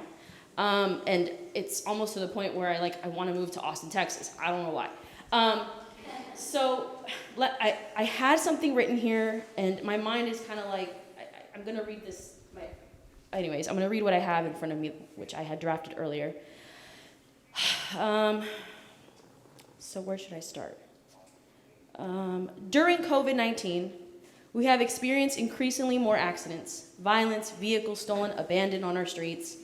And let me actually mention, it's not just Main Street where the problem is at. It's all over the naval base. And Alameda is a man-made. For anyone that's new to Alameda in the room, it's gotten way worse. So yeah, welcome to the party. So where was I? Increased traffic in businesses and transportation on Alameda Point, which attracts people here. There's bars, breweries, ferry stations now. I guess there's one here on the other side now. And other various attraction events like the monthly annoying antique fair, pumpkin patch, winter holiday tree sales. Us residents on this side of Alameda, formerly known as Naval Base, have not been happy nor appreciative to be dealing with these sorts of events because it attracts issues that causes accidents, traffic, high traffic, going towards the Posey Tube Tunnel. It's ridiculous as to why the city of Alameda allows for us residents at Alameda Point to accept this when nobody on the board has asked us if this is something we even wanted.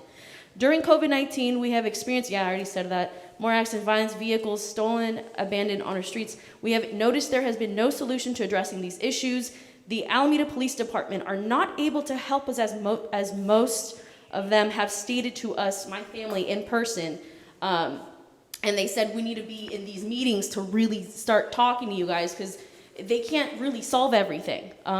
There's a lot of people that I live by the Women's Battered Shelter and the Alameda Point Collaborative, these developments, I don't know. Yeah, I don't know, yeah. And there's this guy once, I'm gonna just share this story. He had, and I feel bad because I'm torn with this decision. I feel for the housing crisis because it's not just Alameda that's dealing with it, it's just the country, the world that's dealing with this. So where do I go? I don't know. I just think you guys need to. Well, let me actually conclude my question because I'm all over the place. How far along are you at with this BACS program implementation process? Because it looks like this is already happening. So what's the point of having this meeting when you've already decided for us?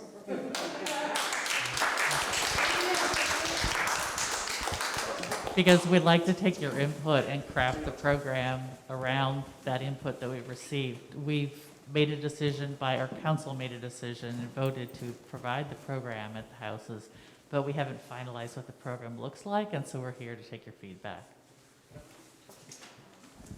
Okay, Ms. Anderson, and followed by, I think, Tori? Is that? Tony, sorry. Hi. I'm a little nervous because I'm going to say some things that aren't popular. I thought these proceedings were supposed to be respectful, and that has largely not been the case. People seeking out services are not doing so for the sole purpose of committing crimes in your neighborhood. People are homeless and already in this neighborhood because as a society, we do too little to care for people in our communities. If we were just talking about concerns about the number of people in a house because of COVID or the number of pets accepted because of neighborhood hygiene, that would be one thing. But people have talked about the unhoused like they are all criminals, and they are not here to defend themselves. My father was at times unhoused. He was also a drug user. The only person he harmed was himself. This is the epitome of NIMBYism.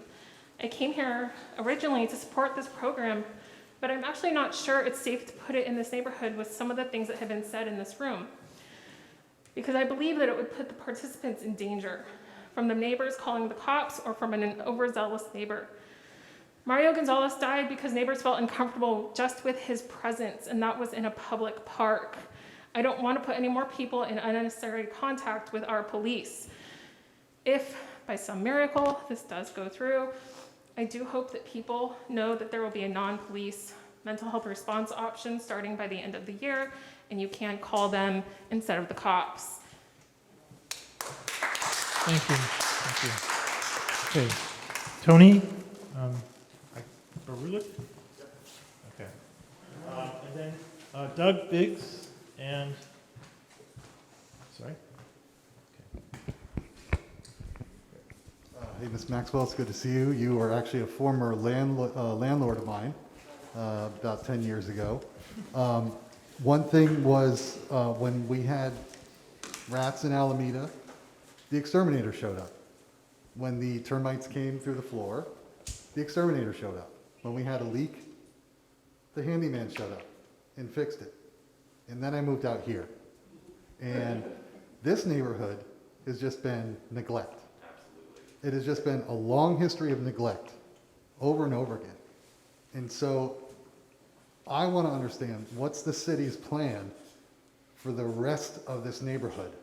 Or is it just to let it fall apart and then turn it into homeless housing? And then we have so many acres and acres of land out here that's a blank slate for what we could do to house more than 32 people.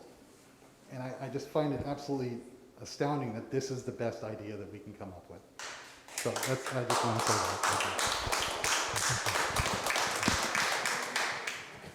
All right. Mr. Biggs, followed by Ms. Sheehan, followed by Mr. Miat.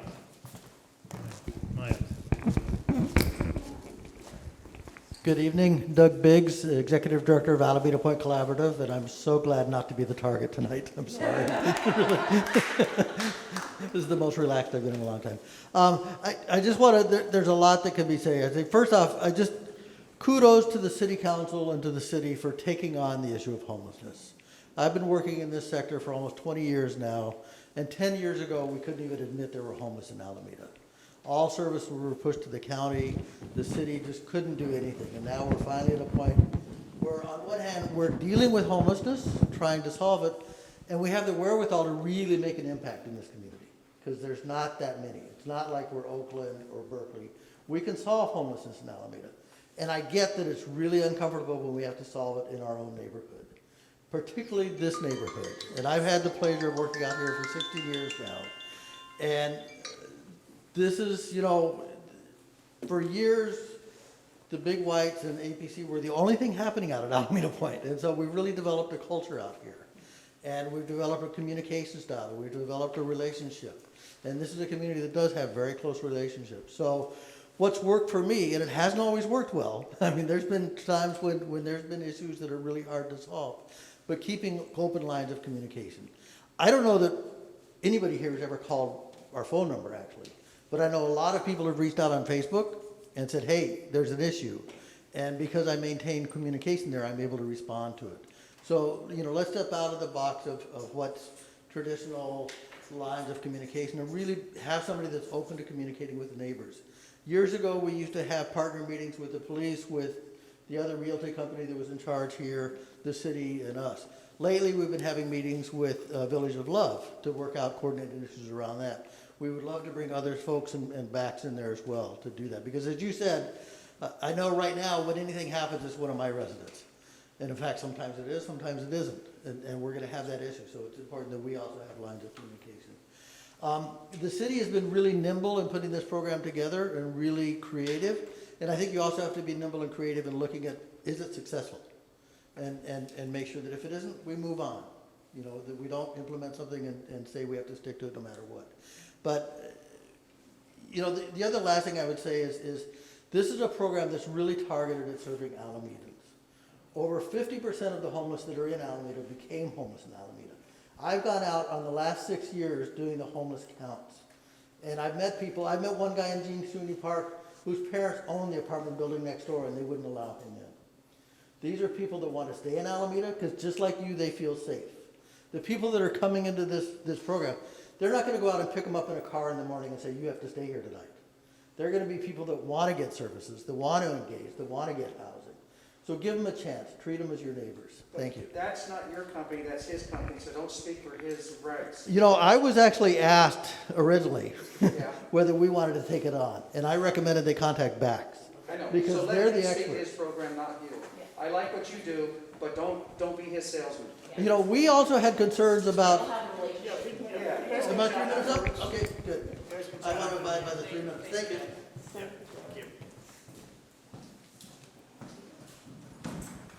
Hi again. I just would like to reiterate my concerns because they weren't addressed.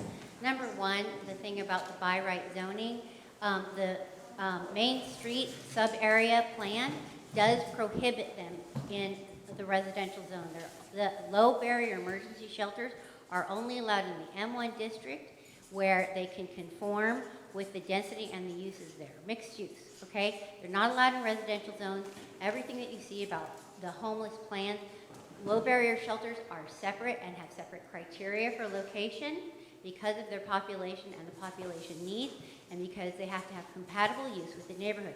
So I would ask that you go back and check your by right claim again because I don't think that's true. As a matter of fact, I'm positive it's not true. They're actually prohibited here not only by that, but by the Navy because of the MOU that it is supposed to be only single family housing and you're not allowed to switch uses. And then additionally, the Historic Advisory Board and the Historic Guidance doesn't allow it either. And I wonder if Mr. Levitt did send a letter to the Historic Advisory Board before this project was put through, and if so, I'd like to see it. It's also not exempt from CEQA, and even if it was, well, number one, it's prohibited, so you couldn't get it exempt. But even if it was, there has to be a notification to the counties, which I'm not aware of. So, and even if it was by right, you would have to submit something to CEQA. So I would like to see the evidence of all your claims, and if they're true, I'd like an answer to if anybody has done proper research and if they have that documentation. I'm happy to let Mr. Levitt do it now. But make no mistake, low barrier emergency shelters are not the same as the rest of the supportive housing because this is a population that has a lot of problems and needs a lot of support, and so they have to be sited in a proper neighborhood.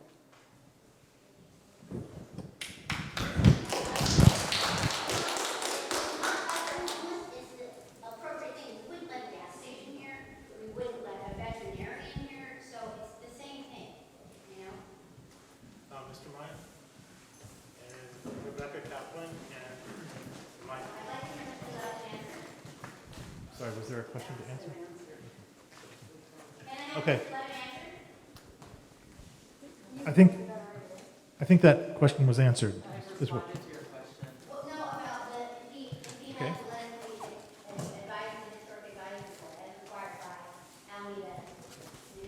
No, he hasn't notified the HAB because we're not required to based on what we're going to be planning for the houses. We can address that in our FAQ. We'll do that. Okay. There'll be some official responses from the city posted on the website and the FAQ, frequently asked questions. Mr. Maya? That question has been documented, so we will make sure that that's included. Sorry. Yeah. All right, go ahead, Mr. Maya. Well, one thing that really troubled me was the vote on the contract, which wasn't finalized. I've never seen anyone vote for a contract that didn't have all the details worked out. There's some glaring issues there. That was the strangest thing I've ever seen in my 30 years of real estate development. I wish I could go to the city and give a project and say, well, I'm really finished the plans, but approve my project. That would never happen. So the question I'm going to ask one by one, is there a termination provision in the contract in case things go bad? And what is it? 7 days. Our standard service agreement has a very brief, it's less than 30 days. I think it's 7 off the top of my head. Yeah, it's 7 working days. And that's just our standard service agreement termination provision. And what are the criteria for termination? It's not, there's no criteria. There's no criteria for termination of the contract? Yes. So no one's thought about, in case things go bad or anything goes wrong, they want to terminate the contract? We don't have to cite cause. It's just a termination clause. Is there a provision in the contract for residents to communicate or issue problem? Because I'm not so worried about things inside the house, but as these people leave and go out into community, what happens if they do something in someone else's house? What is our rights and what are provisions in the contract to address those concerns? Your rights wouldn't be addressed in the contract, but they would be similar to your rights to the extent any sort of crime happened in your home or your neighborhood. I believe. So if it happened repeatedly, again, because these are people there, it's not like a random event that happens. Then those are program issues we'd have to address between the city and BACS. And like I said earlier, my version of success includes a program that works within the community. Those are quality of life issues we'd have to deal with, and I do understand that things repeatedly happen. We have a responsibility to address those. Okay. The other question I have is in terms of, back to the issue of other sites. We have quite a few vacant facilities here on the base here that I think might be better suited. There's barracks here, there's warehouses here. Did the city look into those for possible housing? We considered other sites. There's a far more significant work and dollars that would need to be put into those to bring them online. We're trying to do something that we can do in a relatively short period of time. Well, I think sometimes it's better to do it correctly than rush and do something in the speed of haste. Sometimes people make mistakes.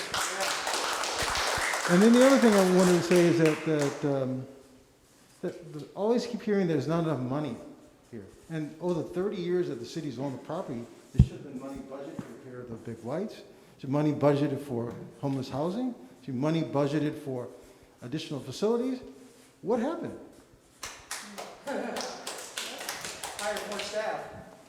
I'm not going to be able to address that since I've been part of the city for a few years. Well, that's something we could look into. But currently, there's more money than there has been available in many prior years for homelessness services as a result of ARPA and other programs that have been made available to the state and the federal government. Is there money being budgeted specifically from Alameda City for homelessness? Is the city setting aside money to deal with the homeless issue, specific by itself? Not money outside, which is great, but does the city have a program of its own to deal with these issues?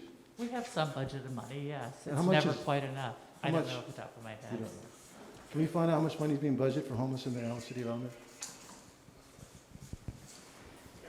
And lastly, in terms of remediation of houses, can we get some sort of definitive answer to how we can fix the problem with the lead contamination in these big whites? Is there a program or plan in place to do the remediation? Right. I'm sorry? I will take that back as well. All right, thank you. Okay. Ms. Kaplan, followed by Mr. Pouncey and Mr. Spalding. Hi. I had a couple questions.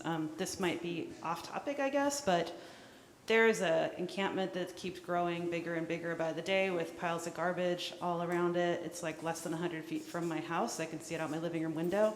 And when I went to see ClickFix to try to report the garbage, they sent a comment back saying that it's going to take longer to fix it because there's like procedures they have to go through because unhoused people. I'm wondering if there's money in the budget to provide some resources for this encampment, if you're going to let this encampment just stay there, because I'm assuming even with the homeless shelter across the street from my house, the encampment's probably not going to go away, right? So we're going to be kind of essentially surrounded.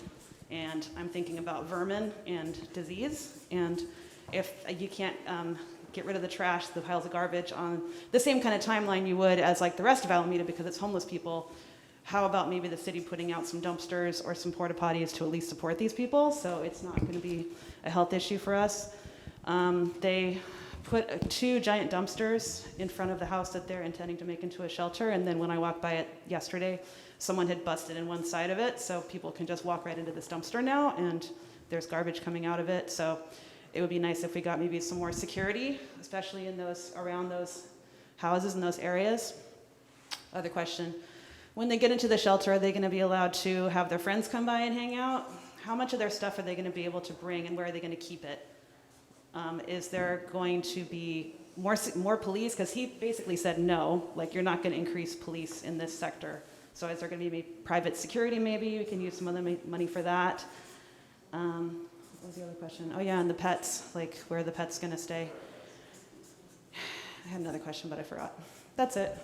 Okay, with regards to the encampment, over the next couple of weeks, we will post the encampment and do a major cleanup in the area. That was one of your questions. Are the people moving out? No, we're going to do a cleanup in the area.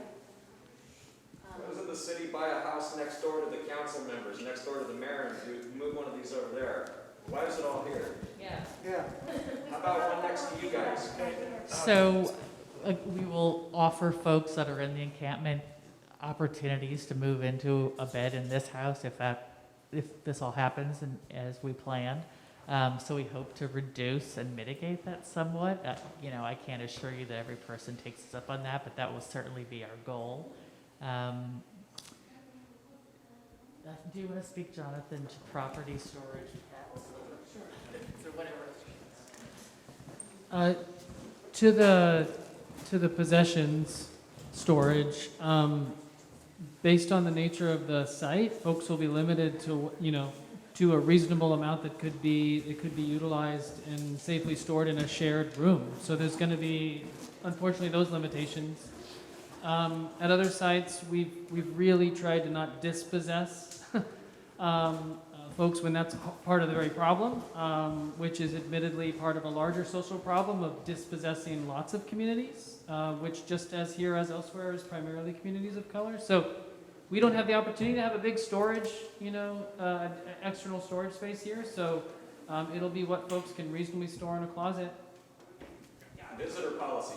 Oh, visitor policy, yeah. Folks, only residents are allowed to be on site. If anybody's doing community maintenance. Pet policy. Pet policy? Animals. There's an individual policy for pets that folks have to be either obviously under the guidance and control of their owner at all times, either in a cage or on a leash, and comfortable and safe around and hygienically maintained in terms of their relationship. We have a limit on the number of pets in a single house. We have to pay $1,800 to have a pet in one of these houses. Well, that's part of the question that she asked, and I wanted to answer.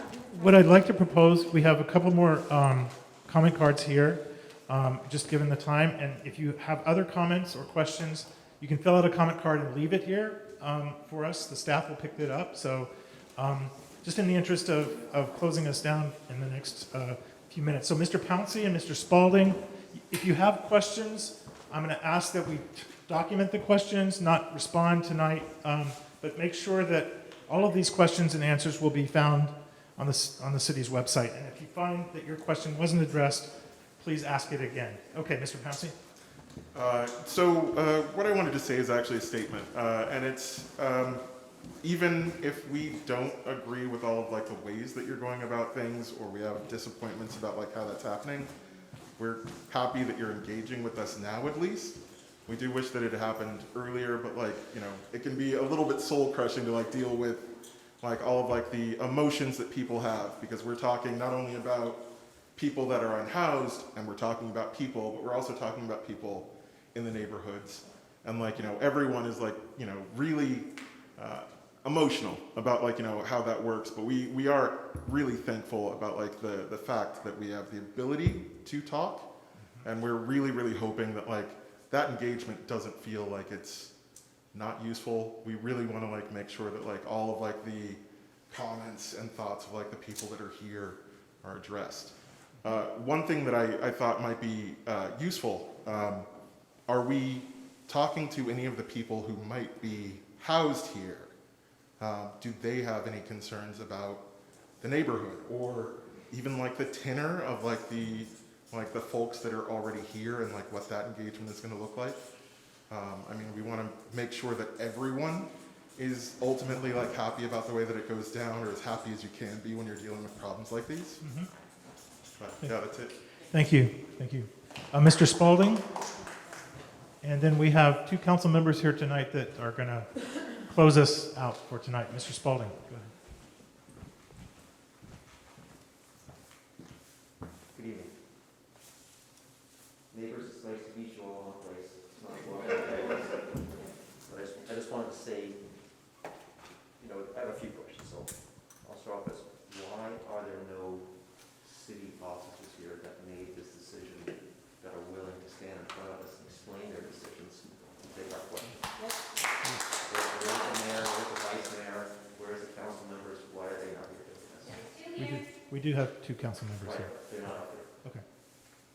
And this is where they belong, up here. The other one is, why did the city think voting for this, without consulting us first, was the right way to go? Those are my two questions. Okay. Repeat the question? Pick up the mic. Yeah, please pick up the mic. Why did the city think voting for this without consulting the residents first was the right way to go? Thank you. My other question? Okay. We got it. Thank you. Thank you very much. Thank you all for sticking around and listening and participating tonight. So we have Councilmember Desog here and also Councilmember Herrera Spencer. So. Well, I just want to say thank you very much to all the residents who came out to share their concerns. I think throughout tonight, a lot of fingers were pointed at our two staff persons in Lisa and Lois. But the reality is that ultimately, where any finger should be pointed at is that council member. And I can only speak for myself, but you should point your fingers at me if you have concerns. And I do want to say, while I would have preferred that we had this meeting before the vote, ultimately, I did support the vote because I do have faith that issues that arise can be dealt with our city staff. I work particularly because of the city charter with our city manager, so I don't intrude on the work of our city staff. But I do believe that there have been a range of issues that we can work with. The fellow in the green shirt earlier this evening, for example, spoke about, at the point in time a certain issue or crisis arise, what is the process, what is the telephone number by which residents contact people to get some kind of response. But I think the follow-up to that question, as a gentleman in the light blue sweater had pointed out, well, what are the issues as they accumulate over time?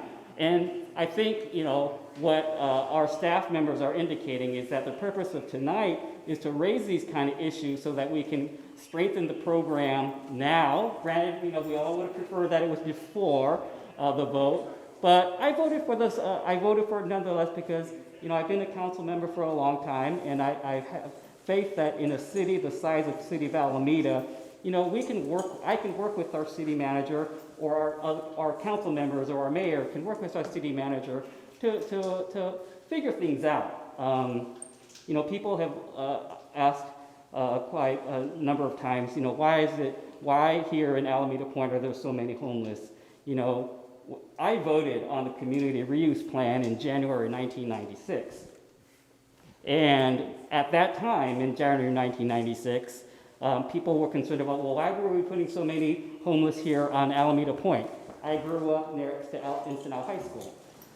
This was part of the responsibility of the closing of the base process, and it is a responsibility to which we had risen.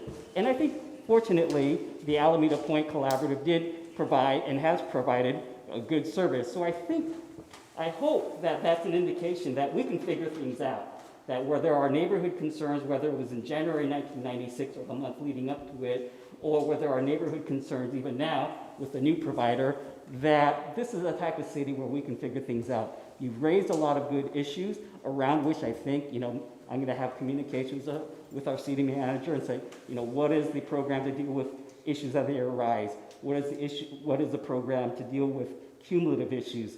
I think there's other really important questions with regard, for example, to the 2,000 feet distance regarding proximity to the Head Start program. I think we need to figure that thing out. So So I just want to say thank you very much, and I have faith that in the city of Alameda, we could work things out. I hear what you guys are saying, that we wish we would have had this discussion before the vote, but I went ahead and voted for it because it has been my experience that we can figure things out. That's what I think makes Alameda special, the small town, whether you're in Alameda Point, the West End, or any part of Alameda. Thank you. Councilmember Herrera Spencer.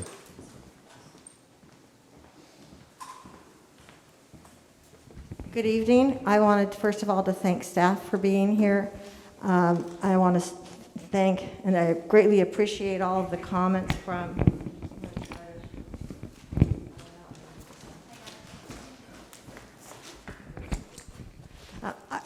I actually came here to hear from all of you.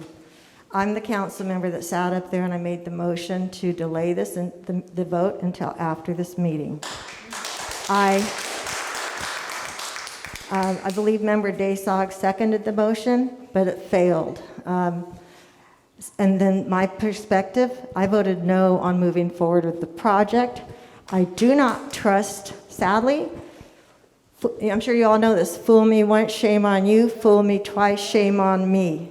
As a council member, I cannot support a project that has not been vetted. And a speaker spoke to that there were, this project was very different from the other project that was presented to us that night, which I did vote for.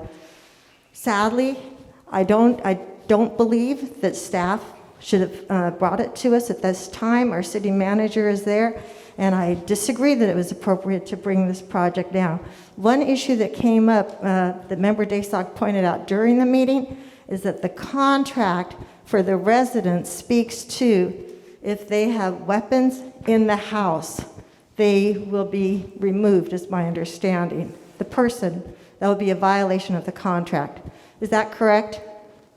Violation of the program agreement, yeah. Okay, and if they're doing drugs within the house, then there's a penalty for them, correct? Yeah, that's Not allowed. However, the issue, however, to me it was bigger than that. What happens if they're in your neighborhood doing drugs, having a weapon outside of the house? However, my understanding is there was no penalty for that in the contract, and that they were going to come back with a modified contract that addresses that. I have not seen that presented to me as a council member or you all, and I think that it's critical that that be added to your list. What are the consequences when the behavior that's not allowed in the house happens in their neighborhood?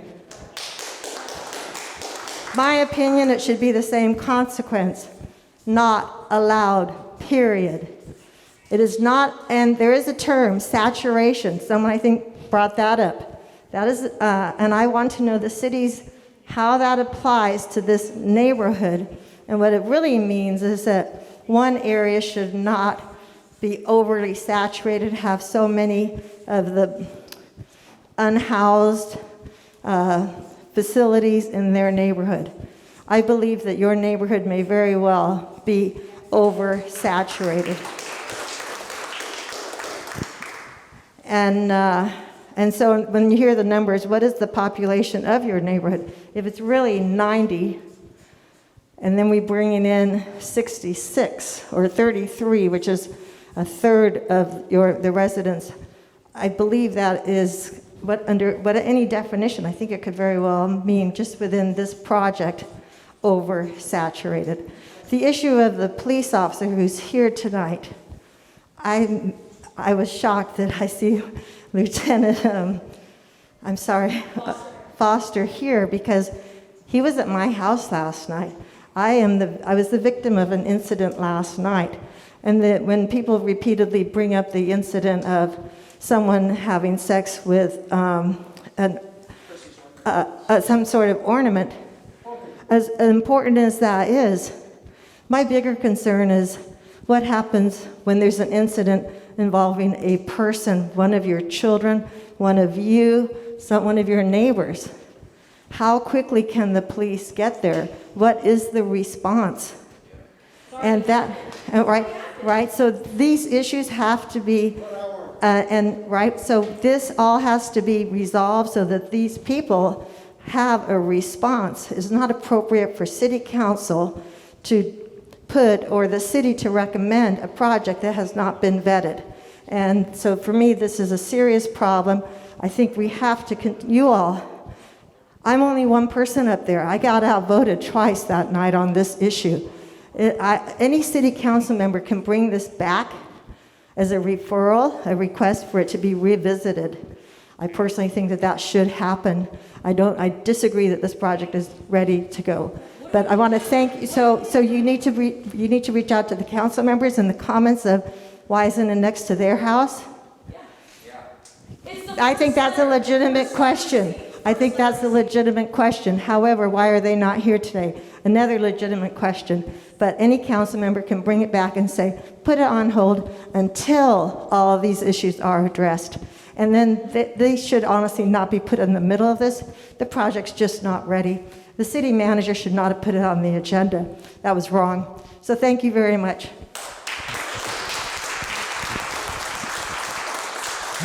All right. Thank you, council members, for being here. So that concludes this session for tonight. Thank you all for being here, for speaking up. As we mentioned, there will be another session exactly like this. If you attended tonight, you don't have to come. Your comments and questions have been recorded, but it's for anybody who would like also to speak up on these issues and give some feedback and some direction to the program as it might be implemented. So that's essentially what we've found really useful about tonight. And in addition, if you have comments or questions coming out of tonight, after tonight, please direct them to acox@alamedaca.gov. That's the email address. And also, please check out the website. Is there the slash? It's /emergency housing. Emergency If housing. you don't feel comfortable sending an email, there's a form, and we'll collect all of the responses of that form and share it with staff. So it's alamedaca.gov/emergency housing. What are the next Thank you, steps? thank you. What are the next steps? There's another follow-up meeting on December 14th, so we will take the sign-in sheet. Anybody that signs in, we'll email you with next steps, with when it's coming back to council. We'll email you with the next steps with regards to the Zoom meeting. Anything that's coming up, we'll be emailing that list, so make sure you sign in. And you can always speak at the public comments of any agenda before a council meeting as long as the issue's not on the agenda. You're welcome to do that every council meeting. Are they around this time at 6, 7 p.m.? The Or council like meetings one in are- the afternoon it's- when everyone's working? No, the council meetings are at night. They're the first and the third Tuesdays at 7 p.m. And so what the council member was saying is that there's two ways to make a public comment. If there's an item on the agenda that you want to speak to, you wait till that item, and then it's all by Zoom. So then you raise your hand by Zoom and comment at that time. But if there's an item that's not on the agenda, like this issue, for example, there's a period in the very beginning of the meeting, right towards 7 o'clock, where you can raise your hand and submit your public comment that way. And it's very similar to this, where you'll have 3 minutes, unless there's a lot of speakers, and then you'll be limited to 2, but to share your public comment. And again, it's by Zoom. And we're meeting tomorrow. We have a Yeah. meeting tomorrow at 5 p.m. So you're welcome. You guys are not on the agenda. Yeah, so there's a Zoom council meeting tomorrow at 5 p.m., so you could do public comment then. And then the next one is December 7th at 7 p.m. You could do public comment then. And then we'll have a Zoom December 14th at 6 p.m. with regards to this topic. When will the answer be ready and posted? I missed that. When was the? When's that gonna be? Oh, sure. The FAQ or this document? Well, the answers to our questions. Oh, sure. So we have to collect all of the questions that we've received also by email, and then we have to get answers from different departments. So we will do it as quickly as we can. And it'll be an iterative process, so we'll post it. Pardon? Deadline. How about these are answered before you go forward with the contract? I mean, that makes sense to me, right? We haven't signed the contract, Okay, so. so these will be ready. These have to be answered before you. No, they do not have to be answered Well, before the that's my contract. suggestion. Okay, I appreciate your suggestion. Thank you. So good night, everybody. Thank you for coming. We really appreciate you. Thank you, Sarah.